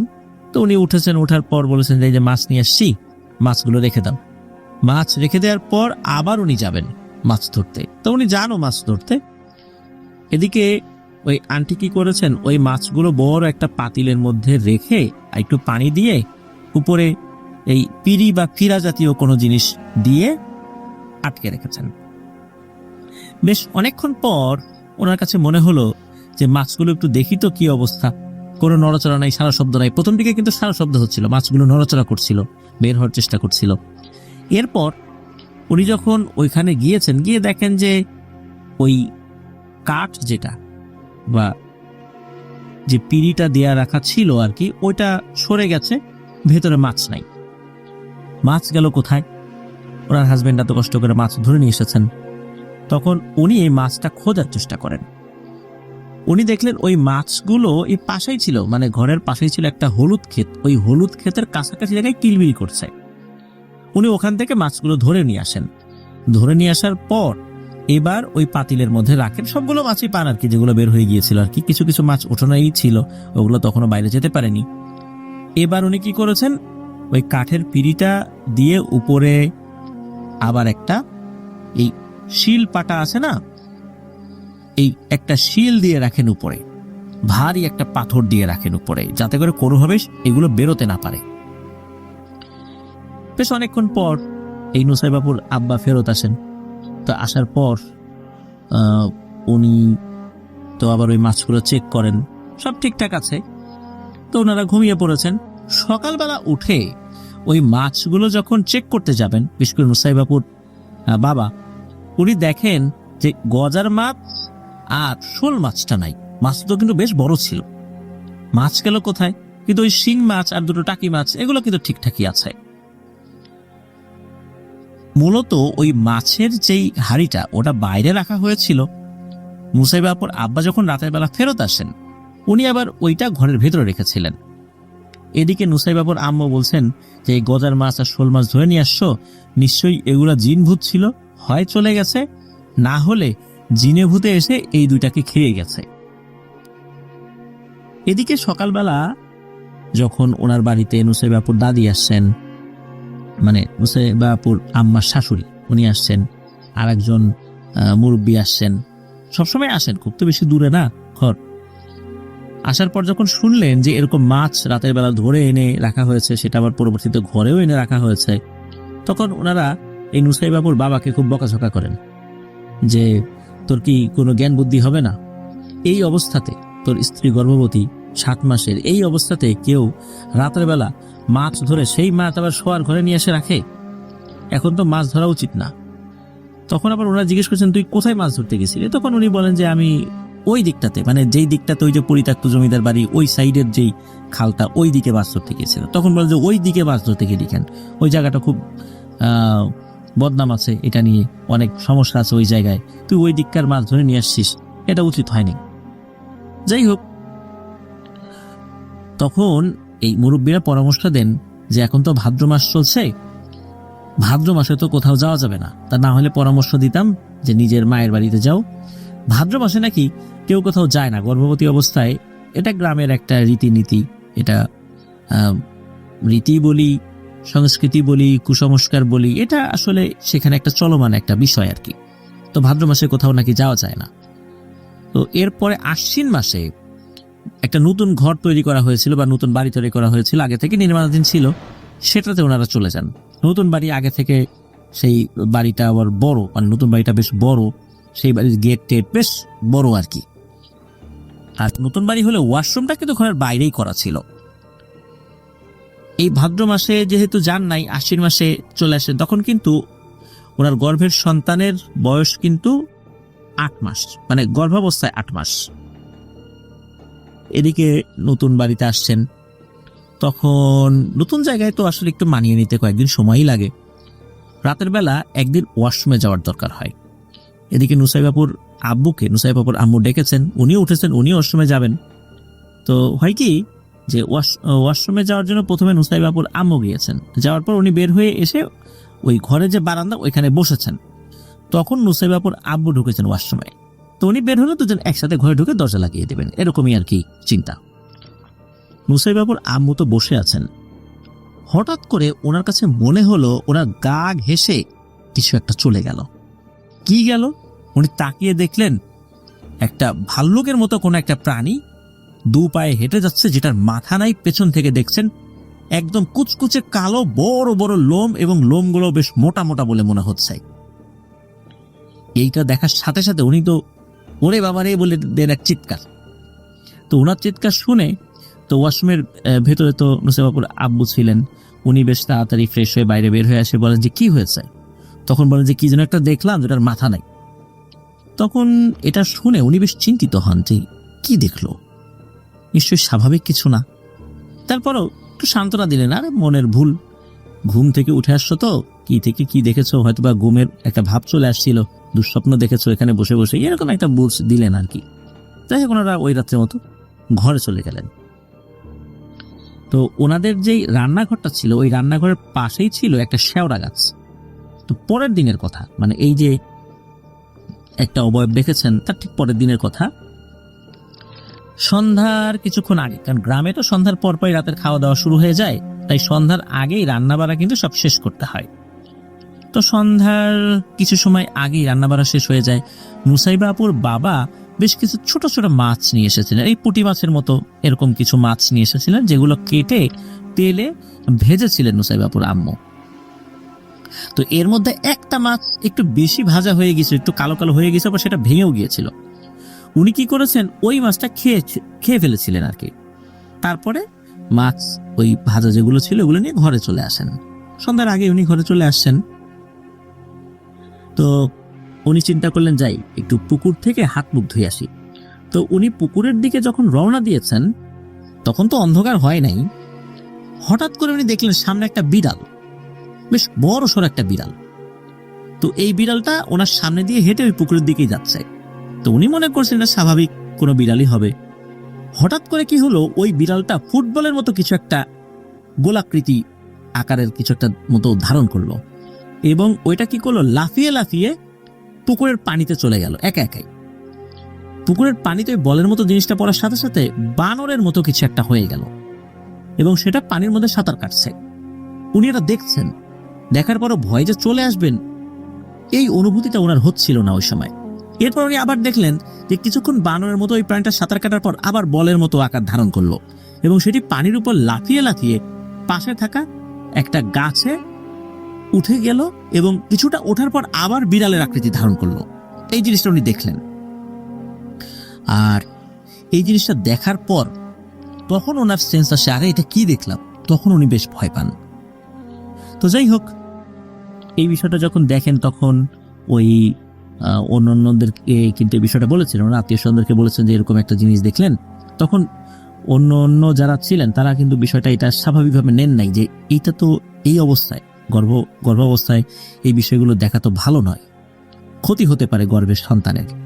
তো যাই হোক, বেশ নজরেই দেখেছিলেন যাতে কোনো সমস্যা না হয়। এর মধ্যে কি হয় যে 9 মাসে ওনার গর্ভের সন্তানের বয়স হয়ে যায় আর কি, 9 মাসে ওনার গর্ভাবস্থা পড়ে যায়। হঠাৎ করে ওনার শারীরিক অসুস্থতা দেখা দেয়। আর এই যে নুসাইবাপুর যে দাদি, উনিও কিন্তু একজন ভালো মানের একজন ছিলেন। দায়ী বলতে বোঝায় যে গ্রামে অনেক সময় দেখা যাচ্ছে যে নার্স তো এরকম থাকে না, তখন এই প্রসূতি মায়েদের সেবা করার জন্য যে অভিজ্ঞ মহিলারা থাকেন তাদেরকে দায়ী বলা হয়। তো মুসাইবাপুর দাদি কিন্তু একজন দায়ী ছিলেন। তো উনি হঠাৎ করে শুনতে পেলেন যে মুসাইবাপুর আম্মুর সমস্যা হচ্ছে। তো উনি তাড়াতাড়ি করে চলে আসলেন। আসার পর ওই রাত্রেই নুসাইবা আপুর আম্মু একটা পুত্র সন্তান প্রসব করেন, যার নাম রাখা হয় সুমন। তো পরের দিন যেহেতু ওই বাড়িতে উনি একা, পরের দিন অন্য একটি বাড়িতে নিয়ে যাওয়া হয়, তার মায়ের বাড়িতে, মানে মুসাইবাপুর আম্মুর মায়ের বাড়িতে, মানে মুসাইবাপুর নানা বাড়িতে। ওটা কাছাকাছি ছিল আর কি। তো সেখানে নিয়ে যাওয়ার পর কিছু সমস্যা দেখা দেয়। সেটা হলো যে যেদিন নিয়ে গেল তার পরের দিন দেখা গেল যে মুসাইবাপুর যে নানি, উনি ওই বাড়ির পাশে একটা গাব গাছ ছিল, যেই গাব গাছে কোনো ফল ফুল হতো না, সবাই এটাকে পুরুষ গাব গাছ বলতো।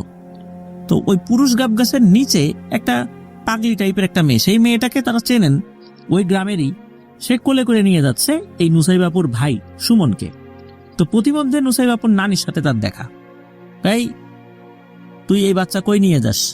কই নাও নাও, তোমার জামাই নাও। আমার জামাই মানে?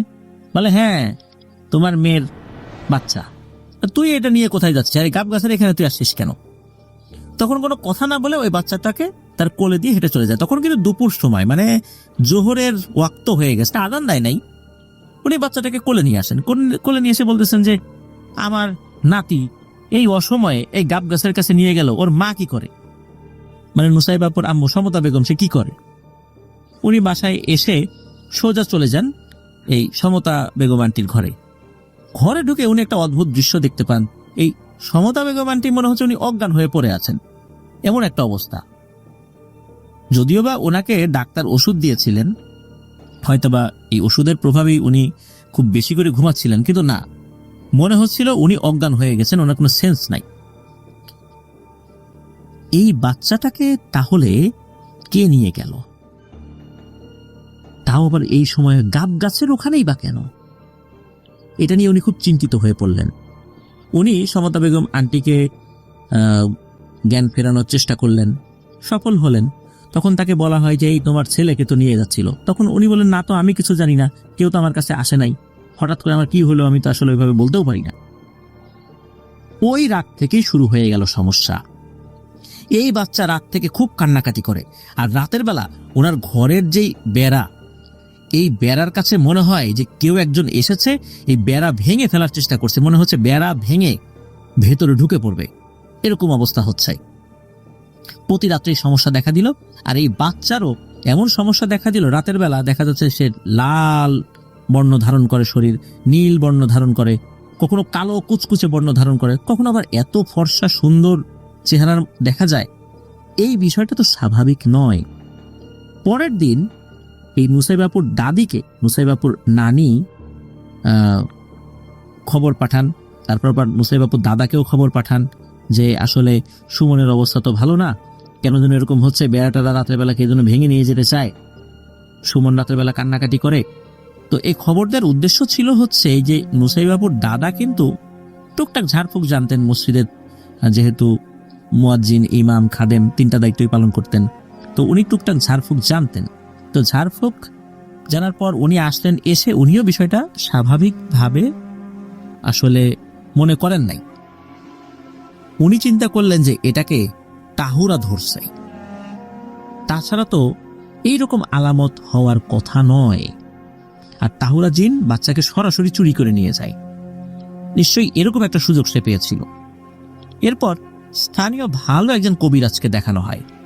কবিরাজ এসে দেখার পর উনি বলেন, আরে বাচ্চাটার তো কিছুই নাই, সব শেষ করে ফেলছে, এমন সময় আমার কাছে আনা হলো, আমি তো কিছুই করতে পারবো না, তারপরও দেখি কি করা যায়।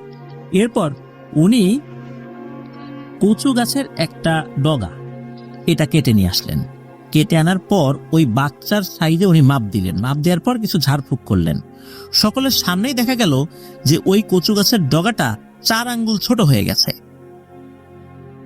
উনি আবারও মাপ দিলেন বাচ্চার মাপের সাথে, দেখলেন যে আসলে 4 আঙ্গুল ছোট হয়ে গেছে, যেটার লক্ষণ ভালো নয়। তার মানে হচ্ছে যে আসলেই তাহুরা একে আক্রমণ করেছে। উনি আবার অন্য আরও একটি কচু গাছের ডগা নিয়ে আবার মাপ দেওয়া শুরু করলেন এবং ঝাড়ফুঁক শুরু করলেন। এবারও দেখা গেল ওই নতুন কচু গাছের ডগাটাও 4 আঙ্গুল ছোট হয়ে গেছে। তখন উনি বললেন, না, এর আর কিচ্ছু নাই, একে বাঁচানো সম্ভব না, আল্লাহর কাছে দোয়া করো, আল্লাহ তাআলা চাইলে ভালো হবে, তাছাড়া কোনো ঝাড়ফুঁকে কাজ হবে না, ওর সব শেষ করে ফেলেছে, ওকে চিকিৎসা করে কোনো লাভ নাই। তারপরও আসলে মা বাবা তারা তো চেষ্টা করবেনই তাদের সর্বোচ্চটা দিয়ে সন্তানকে বাঁচানোর জন্য, ওনারা চেষ্টা করেছিলেন। তবে মাসখানেক বেঁচে ছিলেন। এক রাত্রে হঠাৎ করে এই যে সুমন, যে এই নুসাইবাপুর সবার বড় ভাই, ওই রাত্রে অদ্ভুত এক ধরনের শব্দ করছে। সাধারণত বৃদ্ধ মানুষরা অসুস্থ থাকতে যেরকম শব্দ করে ওই রকম শব্দ।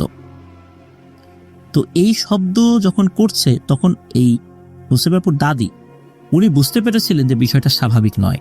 তখন উনি বলছেন যে এই শব্দ করবি না, তাহলে কিন্তু তোর আগুনের ছ্যাঁকা দেবো। যেই না এই কথা বলে আর থেমে যায়। অদ্ভুত ব্যাপার, সে তো এরকম কথা বোঝার কথা নয়। আগুনের ছ্যাঁকা দেওয়ার কথা শুনলেই কেন থেমে যায়, বিষয়টা রহস্যজনক। ওই রাত্রে হঠাৎ করেই মা মা স্পষ্টভাবে মা মা বলে ডাকতে থাকেন এই সুমন। মাত্র 3 মাসও বয়স হয় নাই তখন, মানে এই অসুস্থতা নিয়েই কিন্তু কয়েক মাস পার হয়ে গেছে। এত ছোট বাচ্চা কিন্তু মা মা শব্দ করার কথা নয়, কিন্তু স্পষ্টভাবে মা মা শব্দ করছিলেন তিনি। ওই রাত্রের পরে আর মাত্র কয়েকটি রাত সুমন জীবিত ছিল, এরপর সে মারা যায়। আসলে ওই কবিরাজ বলেছিলেন যে তার আসলে কিছুই নাই, ভেতরে নাকি সব খেয়ে শেষ করে ফেলেছে এই টাহুরা। মূলত টাহুরার কোলে যেই বাচ্চা একবার যায় তারই অবস্থা খারাপ হয়ে যায়। হয়তোবা তাকে ওইভাবে নিয়ে যাওয়ার চেষ্টা করেছিল, পারেনি, কিন্তু কোলে যাওয়ার সাথে সাথে তার যে ক্ষতি করার দরকার ছিল সেটা করে ফেলেছিল। এইভাবেই এই সমতা বেগম আন্টির প্রথম সন্তান মারা যায়। এরপরে তার আরো 2টি সন্তান হয়। এরপরে যে সন্তান হয় তার নাম রাখা হয় রিপন, তারপরে যে সন্তান হয় তার নাম রাখা হয় স্বপন। এই 2 জন স্বাভাবিকভাবে বেড়ে উঠছিল, কোনো সমস্যা হচ্ছিল না। এরপরে আরো একজন সন্তান জন্ম নেয় যার নাম হচ্ছে রাজীব। তো এই রাজীবের বয়স যখন কয়েক মাস, 3 মাস বা 4-5 মাস এরকম হবে আর কি, তো তখন এই রিপন, স্বপন এবং রাজীবকে সাথে নিয়ে এই নুসাইবা আপুর বাবা মা একটা জায়গা থেকে আসছিলেন। তো সন্ধ্যা হয়ে যাচ্ছিল এরকম একটা ভাব। তো নুসাইবা আপুর আব্বু কি করেছেন, আধা কেজি মুড়ি কিনেছিলেন, মুড়ি কিনে আসছিলেন আর কি। তো ওই রাতে বাড়িতে আসার পরই কিছু সমস্যা দেখা দেয়। এই যে রাজীব, তিনি কান্নাকাটি করতে থাকেন, তার শরীরে জ্বর আসে, এরকম একটা অবস্থা। বিষয়টাকে আসলে স্বাভাবিকভাবে ওনারা নিয়েছিলেন, কারণ হচ্ছে যে এমনটা আসলে হওয়াটা কি স্বাভাবিক নয়, বাচ্চাদের তো অসুখ বিসুখ হতেই পারে। এর কয়েকদিন পর হয় কি, এই যে যিনি এই যে রাজীব, যে তাকে কোলে নিয়ে এই মুসাইবাপুর আম্মু একটা জায়গায় গিয়েছিলেন, বেশ একটা দূরে একটা ডাক্তারের কাছে গিয়েছিলেন, মূলত এই অসুস্থতার কারণে একটু জ্বর এসেছিল। তো ডাক্তারকে দেখাতে দেখাতে বেশ দেরি হয়ে যায়। তখন উনি কি করেছেন, ওই দিন তো যেহেতু বাইরে গিয়েছে, একটা নতুন শাড়ি পরে গিয়েছেন, আবার যাওয়ার আগে তেলে ভাজা পিঠা খেয়ে গিয়েছিলেন। এখন দিনের বেলা গিয়েছেন, এটা তো আহামরি খুব বেশি জটিল কিছু না, এই চিন্তা করেই উনি গিয়েছেন। তো ফেরত যখন আসবেন, এদিকে বাসায় তার 2 সন্তান রিপন এবং স্বপন, বাচ্চা দুটো না খেয়ে আছে, তাড়াতাড়ি বাসায় যেতে হবে। তো ডাক্তার দেখানোর পর উনি বাড়িতে যাওয়ার জন্য একটা শর্টকাট রাস্তা ধরেন। শর্টকাট রাস্তা যেদিক দিয়ে ধরেছেন ওইটা মূলত একটা খাল, আশেপাশে ময়লা আবর্জনা আছে, একটা নর্দমার মতো, ওই পাশ দিয়ে উনি যাচ্ছিলেন আর কি। তো ওই দিক দিয়ে উনি অল্প সময়ের মধ্যে বাড়িতে চলেও আসেন। কিন্তু ওই রাত থেকে শুরু হয় একটা সমস্যা। মূলত যে ডাক্তারের কাছে গিয়েছেন সেই ডাক্তারের নাম হলো গোপাল ডাক্তার, বেশ নাম করা এলাকায় ছিলেন আর কি সেই গোপাল ডাক্তার। তো উনি বাড়িতে যখন চলে আসছেন, বাড়িতে চলে আসার পর ওই রাত থেকে শুরু হয় সমস্যা। এই যে রাজীব তিনি অসুস্থ হয়ে পড়েন, ভালো হয় না। এরপর বেশ কিছু কবিরাজ দেখানো হয়, কবিরাজরাও কিছু বলতে পারে না, ও হয়তো শুধু টাকা পয়সা নেয়। এরপর আরো একজন কবিরাজ, যতদূর সম্ভব তার নাম বলেছিলেন ওহাব কবিরাজ, তাকে দেখানো হয়। তো উনি যখন দেখেছেন তখন উনি ওনার মতো করে, ওনার একটা দল আছে, জিকির আজগার করে তার উপর জিন হাজির করেন। যেই জিনটা মূলত আসর করেছিল বলে সন্দেহ করা হচ্ছিল এই রাজীবের উপরে, তাকে হাজির করার চেষ্টা করেন। তো হাজির করতে এক সময় সক্ষম হন। যখন হাজির করা হয় তখন কিন্তু বেশ অনেক ধরনের মিষ্টি রাখা হয়েছিল, ফল রাখা হয়েছিল, কয়েক সের দুধ রাখা হয়েছিল। হাজির হওয়ার পর করে কি, এই সব খাবার খেয়ে ফেলে, এক নিঃশ্বাসে সবটুকু দুধ খেয়ে ফেলে, অন্য খাবারও খেয়ে ফেলে। এরপর বলছে যে এই 2টাকে আমি নিয়ে যাব, আর 2টাকে যদি নিতে না পারি 1টাকে আমি অবশ্যই নেব। এখন কবিরাজ বলছে যে কেন তুই এই 2টাকে নিবি? তখন বলছে যে আমি একটা হিন্দু সন্ন্যাসী গোছের জিন, আমি ওইখানে ওই সময় শুয়েছিলাম, ও নতুন শাড়ি পরে বাচ্চা কোলে নিয়ে ওদিক দিয়ে যাচ্ছিল, আবার ভাজা পিঠা খেয়ে, মানে তেলে ভাজা পিঠা খেয়ে আবার বাড়ি থেকে বের হয়েছিল। ও যাওয়ার সময় আমার শরীরের উপরে পাড়া দিয়ে চলে যায়। একে তো তেলে ভাজা পিঠা খেয়েছে, নতুন শাড়ি পরা ছিল, আর আমার শরীরের উপর পাড়া দিয়ে গেছে, যাতে আমার অনেক ক্ষতি হয়েছে। ওদের দুইজনকে অথবা যে কোনো একজনকে নিয়ে যেতে পারলেই সেই ক্ষতি আমার পূরণ হবে, সুতরাং একজনকে আমি নেবই। এদিকে কবিরাজ বলছে যে তুমি খাসি নাও, গরু নাও, অন্য কিছু নাও, যা চাও তাই দেব, কিন্তু ওকে নিও না। তখন বলছেন যে না, আমি নেবই। এদিকে ঝাড়ফুঁক শুরু হয়েছে, রুকিয়া শুরু হয়েছে। সেখানে এই যে যেই স্বপন, যিনি মানে নুসাইবা আপুর ওই সময়ের যিনি মেজ ভাই, সুমন ভাই তো মারাই গেছেন অল্প বয়সেই, কয়েক মাস বয়সে। এরপর তো রিপন, স্বপন, রাজীব, তাহলে মেজ ভাই হয় হচ্ছে স্বপন। স্বপন ওখানে উপস্থিত ছিলেন, তার সমস্যা শুরু হয়ে যায়। ওই ঝাড়ফুঁকে এই রাজীব সুস্থ হলেও স্বপন ভাইয়ের সমস্যা শুরু হয়ে যায়। আবার ঝাড়ফুঁক করানো হয়, সেই কবিরাজ কানা হয়। তখন ওই জিনটা বলে আমি এই ছেলেটাকে নিয়ে যাব, মানে স্বপনকে নিয়ে যাব। আবার ঝাড়ফুঁক করা হয়, তখন রাজীবকে ধরে। আবার ঝাড়ফুঁক করানো হয়, বলে আমি রাজীবকে নিয়ে যাব। এইভাবে কোনোভাবেই কিছু হচ্ছিল না। একজনকে ছাড়ে তো আরেকজনকে ধরে। বলা হলো যে একজনকে সে নেবেই। এখন কোনোভাবেই এই জিনটাকে মানানো যাচ্ছে না, তার সাথে নাকি ওই কবিরাজ পেরে উঠবে না। রুকিয়ার একটা পর্যায়ে নাকি ওই জিনটা এই কবিরাজের ঘাড় চেপে ধরে, এবং এমনভাবে চেপে ধরে বলে যে তুই যদি আর একবারও এই বিষয় নিয়ে তেরিবেরি করিস, তাহলে তোর ঘাড় আমি মটকে দেব, তোর বাঁচার উপায় নেই, আমি একটাকে নেবই। এখন বল আমি কোনটাকে নেব? ওই পরিবারের সদস্যদের কাছে জিজ্ঞেস কর যে সিদ্ধটাকে নেব না কাঁচাটাকে নেব। সিদ্ধটা না কাঁচাটা, এটা বলার উদ্দেশ্য হচ্ছে যে এই যে স্বপন ভাই যিনি, উনি তো বেশ বড় ছিলেন তখন, আর এই যে রাজীব যিনি, উনি তো একদম নবজাতক। তাহলে কোনটাকে নিবেন? নবজাতক বলতে ওই সময় বয়স ওনার 3-4 মাস বা 6 মাস এরকম আর কি। এখন কোনটাকে নিবেন? তখন এই নুসাইবা আপুর দাদি বলেন যে এই স্বপনকে আমি এত কষ্ট করে বড় করলাম, আর রাজীব তো কেবল শিশু, সুতরাং সিদ্ধটাকে আমি নিতে দেব না, নিলে কাঁচাটাকেই নিয়ে যাক। আসলে মনের কষ্টেই তারা বলেছেন। কেউ কি চায় যে একটা প্রাণ নিয়ে যাক সেই অনুমতি দিতে? কেউ চায় না, কিন্তু তারপরও বাধ্য হয়েছিলেন তারা। এর কয়েকদিন পরই এই রাজীব মারা যান। এভাবেই এই নুসাইবা আপুর 2 ভাই মারা গিয়েছিলেন। এরপর এই যে যিনি স্বপন, ইনি হঠাৎ করে অসুস্থ হয়ে পড়েন। ঝাড়ফুঁক করার একটা পর্যায়ে দেখা গেল ওই যে দুষ্টু জিনটা, এইটা আবার এই স্বপন ভাইয়ের উপর আসর করেছে। তার মানে হচ্ছে রাজীবকে হত্যা করার পরও সে ক্ষান্ত হয় নাই, সে আবার স্বপনকে ধরেছে। স্বপন ভাইকে বাঁচানোর জন্য অনেক চেষ্টা শুরু হয়ে যায়। একটা পর্যায়ে এই স্বপন ভাইকে তার দাদির কাছে দিয়ে দেয়া হয় যে দাদি মানুষ করুক, উনি ওনার মতো করে এটাকে বড় করুক। অনেকে পরামর্শ দিয়েছিলেন, বেশ কিছু কবিরাজ পরামর্শ দিয়েছিলেন। পরবর্তীতে স্বপন ভাইকে তার দাদির কাছে দিয়ে দেওয়া হয়, সেখানে উনি বড় হতে থাকেন। আল্লাহর রহমতে স্বপন ভাই ভালো আছেন, সুস্থ আছেন। তো এরপর আরো 2 জন ভাই হয়েছে, যার নাম হচ্ছে সজীব এবং নয়ন। সবার ছোট যে নয়ন, আমরা আগে যে ঘটনাটা বলেছি সেটা হলো নয়ন ভাইয়ের সাথে। এরপরে আরো একজন মেয়ে সন্তান হয়েছিল, তিনি মারা গিয়েছিলেন। তারপরে এই নুসাইবা আপু, তারপরে আর কোনো সন্তানাদি হয়নি।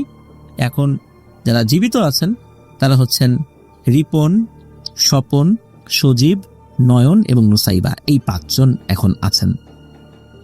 প্রিয় লিসেনার্স, আসলে একটা ব্যাপার, সেটা হলো যে এই যে আমরা বলি কুসংস্কার, গ্রামের লোকজন এইটা বলে, ওইটা বলে, এটা করতে মানা করে, ওইটা করতে মানা করে, আসলে ওনাদের একটা দীর্ঘদিনের অভিজ্ঞতা রয়েছে। এই ধরনের ঘটনা যারা প্রত্যক্ষ করেছেন তারা তো বলবেনই যে দুপুরবেলা এরকম এরকম জায়গায় যেও না, গর্ভাবস্থায় এরকম ময়লা আবর্জনা যেখানে আছে সেই রাস্তা দিয়ে এসো না, এরকম তো বলবেনই। এটা কুসংস্কার নয়। এই সমস্ত জায়গাগুলোতে দুষ্টু জিনেরা আস্তানা গেড়ে থাকে, আর ছোট বাচ্চা এবং নারীরা এই ধরনের জিনের আক্রমণের শিকার সবচাইতে বেশি হয়। আর টাহুরা জিনের ঘটনা তো আমরা এর আগেও বলেছি, এগুলো কি দুর্ধর্ষ প্রকৃতির হয়। এদের টার্গেটই থাকে শুধু বাচ্চাদেরকে তারা নিয়ে যাবে। বাচ্চাদেরকে যদি তারা নিয়ে যেতে পারে সেটাকে তো খেয়ে ফেলবে, আর যদি একবার নজর দিয়ে ফেলে তাহলে ওর ভেতরে সবকিছু শেষ করে ফেলবে, যেটা হয়েছিল এই সুমনের সাথে। প্রিয় লিসেনার্স, ঘটনাটি 34 মিনিটের একটি অডিও ক্লিপ ছিল। আমি জানি না সমতা আন্টি যখন শুনবেন আমি ঠিকঠাক মতো বলতে পেরেছি কিনা। আমি যদি কোথাও ভুল বলে থাকি আন্তরিকভাবে ক্ষমা প্রার্থী। আমি যতটুকু বুঝতে পেরেছি আমি সেভাবে উপস্থাপন করলাম, আশা করছি লিসেনাররাও বুঝতে পেরেছেন। প্রিয় লিসেনার্স, এটি ছিল ঘটনা, আর এই ঘটনার মাধ্যম দিয়েই আমরা আমাদের এবারের মুন্সিগঞ্জ স্পেশাল এপিসোডের সমাপ্তি টানতে চাই। তবে সমাপ্তি টানলেও মুন্সিগঞ্জের ঘটনা কিন্তু শেষ হচ্ছে না। আমাদের পাইপলাইনে আরও কয়েকটি ঘটনা রয়েছে মুন্সিগঞ্জের। আমরা সময়ের অভাবে আজকে দিতে পারলাম না, কারণ আজকে 21শে ফেব্রুয়ারি অনেক ব্যস্ততা ছিল। আজকে আমার প্রতিষ্ঠানে বিভিন্ন প্রোগ্রাম ছিল, সেটাতে অ্যাটেন্ড করতে হয়েছে, যেহেতু রাষ্ট্রীয় প্রোগ্রাম অ্যাটেন্ড করতেই হবে। তারপর বইমেলাতে গিয়েছি, সেখানে আপনারা অনেকেই এসেছিলেন। আমি চেষ্টা করেছি সবার সাথে কথা বলার জন্য, সবার সাথে কথা বলতে আসলে ওইভাবে পারিনি। আমি আন্তরিকভাবে দুঃখিত। এত আমার প্রাণপ্রিয় লিসেনারদের ভিড়ে আমি কার সাথে কতটুকু সময় দিব ঠিক বুঝে উঠতে পারি না। তারপরও আপনারা যে এসেছেন, দেখা করছেন, কথা বলছেন, বিভিন্ন ঘটনা নিয়ে প্রশ্ন করছেন, জিজ্ঞেস করছেন, এটাই আমাদের কাছে অনেক বড় পাওয়া। প্রিয় লিসেনার্স, আমরা কিন্তু আমাদের এই জেলাভিত্তিক যেই ফ্যানমিটগুলো এগুলো অব্যাহত রাখবো ইনশাল্লাহ। কেন রাখবো সেটাও আমরা বলি। কারণ হচ্ছে আমরা ইউটিউবে ঘটনা আপলোড করি, আমরা ঘটনা আপলোড করছি, আপনারা শুধু আমার কণ্ঠটাকে শুনতে পারছেন, আবার আপনারা শুনছেন। আমরা আসলে কেউ কাউকে সচরাচর দেখি না। যাদের কাছ থেকে ঘটনা পাচ্ছি তাদেরকে কি আমরা একবারের জন্য দেখার আগ্রহ প্রকাশ করতে পারি না? যাদের ঘটনা আমরা প্রচার করছি তারা কি আমাদের সাথে দেখা করার আগ্রহ প্রকাশ করতে পারেন না? এই পারস্পরিক দেখা সাক্ষাৎ আমাদের মধ্যে আন্তরিকতা, হৃদ্যতা এবং বন্ধনকে সুদৃঢ় করে। আমরা আমাদের লিসেনারদের সাথে এই বন্ধনকে আরো দৃঢ় করতে চাই। এই জন্য আমরা আমাদের এই ফ্যানমিট এটা ইনশাল্লাহ চালিয়ে যাব। প্রিয় লিসেনার্স, আপনারা পরবর্তী যেই ফ্যানমিট হবে সেটা ইনশাল্লাহ জানতে পারবেন কোথায় হবে। সেখানে ইনশাল্লাহ আরো অনেকের উপস্থিতি আমরা কামনা করছি। প্রিয় লিসেনার্স, আপনাদের কাছে সত্যি আমরা কৃতজ্ঞ। আমরা ফ্যান বলতে এটি একটা শব্দ মাত্র, এটি প্রচলিত একটি শব্দ, কিন্তু আসলে আমরা পারস্পরিকভাবে প্রত্যেকেই প্রত্যেকের ফ্যান। আমরা আপনাদের ঘটনার ফ্যান, আপনারা আমাদের চ্যানেলের ফ্যান। আসলে আমরা একে অন্যের পরিপূরক। আমরা কেউ স্বয়ংসম্পূর্ণ ওইভাবে নই। স্বয়ংসম্পূর্ণ যদি কেউ থেকে থাকেন সেটা মহান আল্লাহ সুবহানাহু ওয়া তাআলা। এই জন্য আমরা প্রত্যেকেই একে অন্যের প্রতি নির্ভরশীল। আলহামদুলিল্লাহ, আপনাদের ভালোবাসায় এতটুকু পথ আসতে পেরেছি এবং আপনাদের সাথে এইরকম গেট টুগেদার আরো অনেকবার ইনশাল্লাহ করতে চাই এবং ইনশাল্লাহ আমাদের এই কার্যক্রম অব্যাহত থাকবে। প্রিয় লিসেনার্স, বিদায় নিচ্ছি। তবে আমাদের মুন্সিগঞ্জ স্পেশালের আরো কয়েকটি ঘটনা আমরা অন্য কোনো একটি এপিসোডে ইনশাল্লাহ নিয়ে আসব। সময়ের অভাবে আজকে সবগুলো ঘটনা উপস্থাপন করতে পারলাম না বলে দুঃখিত। সবাই ভালো থাকবেন, সুস্থ থাকবেন। ইনশাল্লাহ আগামীকাল আমাদের নতুন একটি সেগমেন্ট শনির রাত আসতে যাচ্ছে।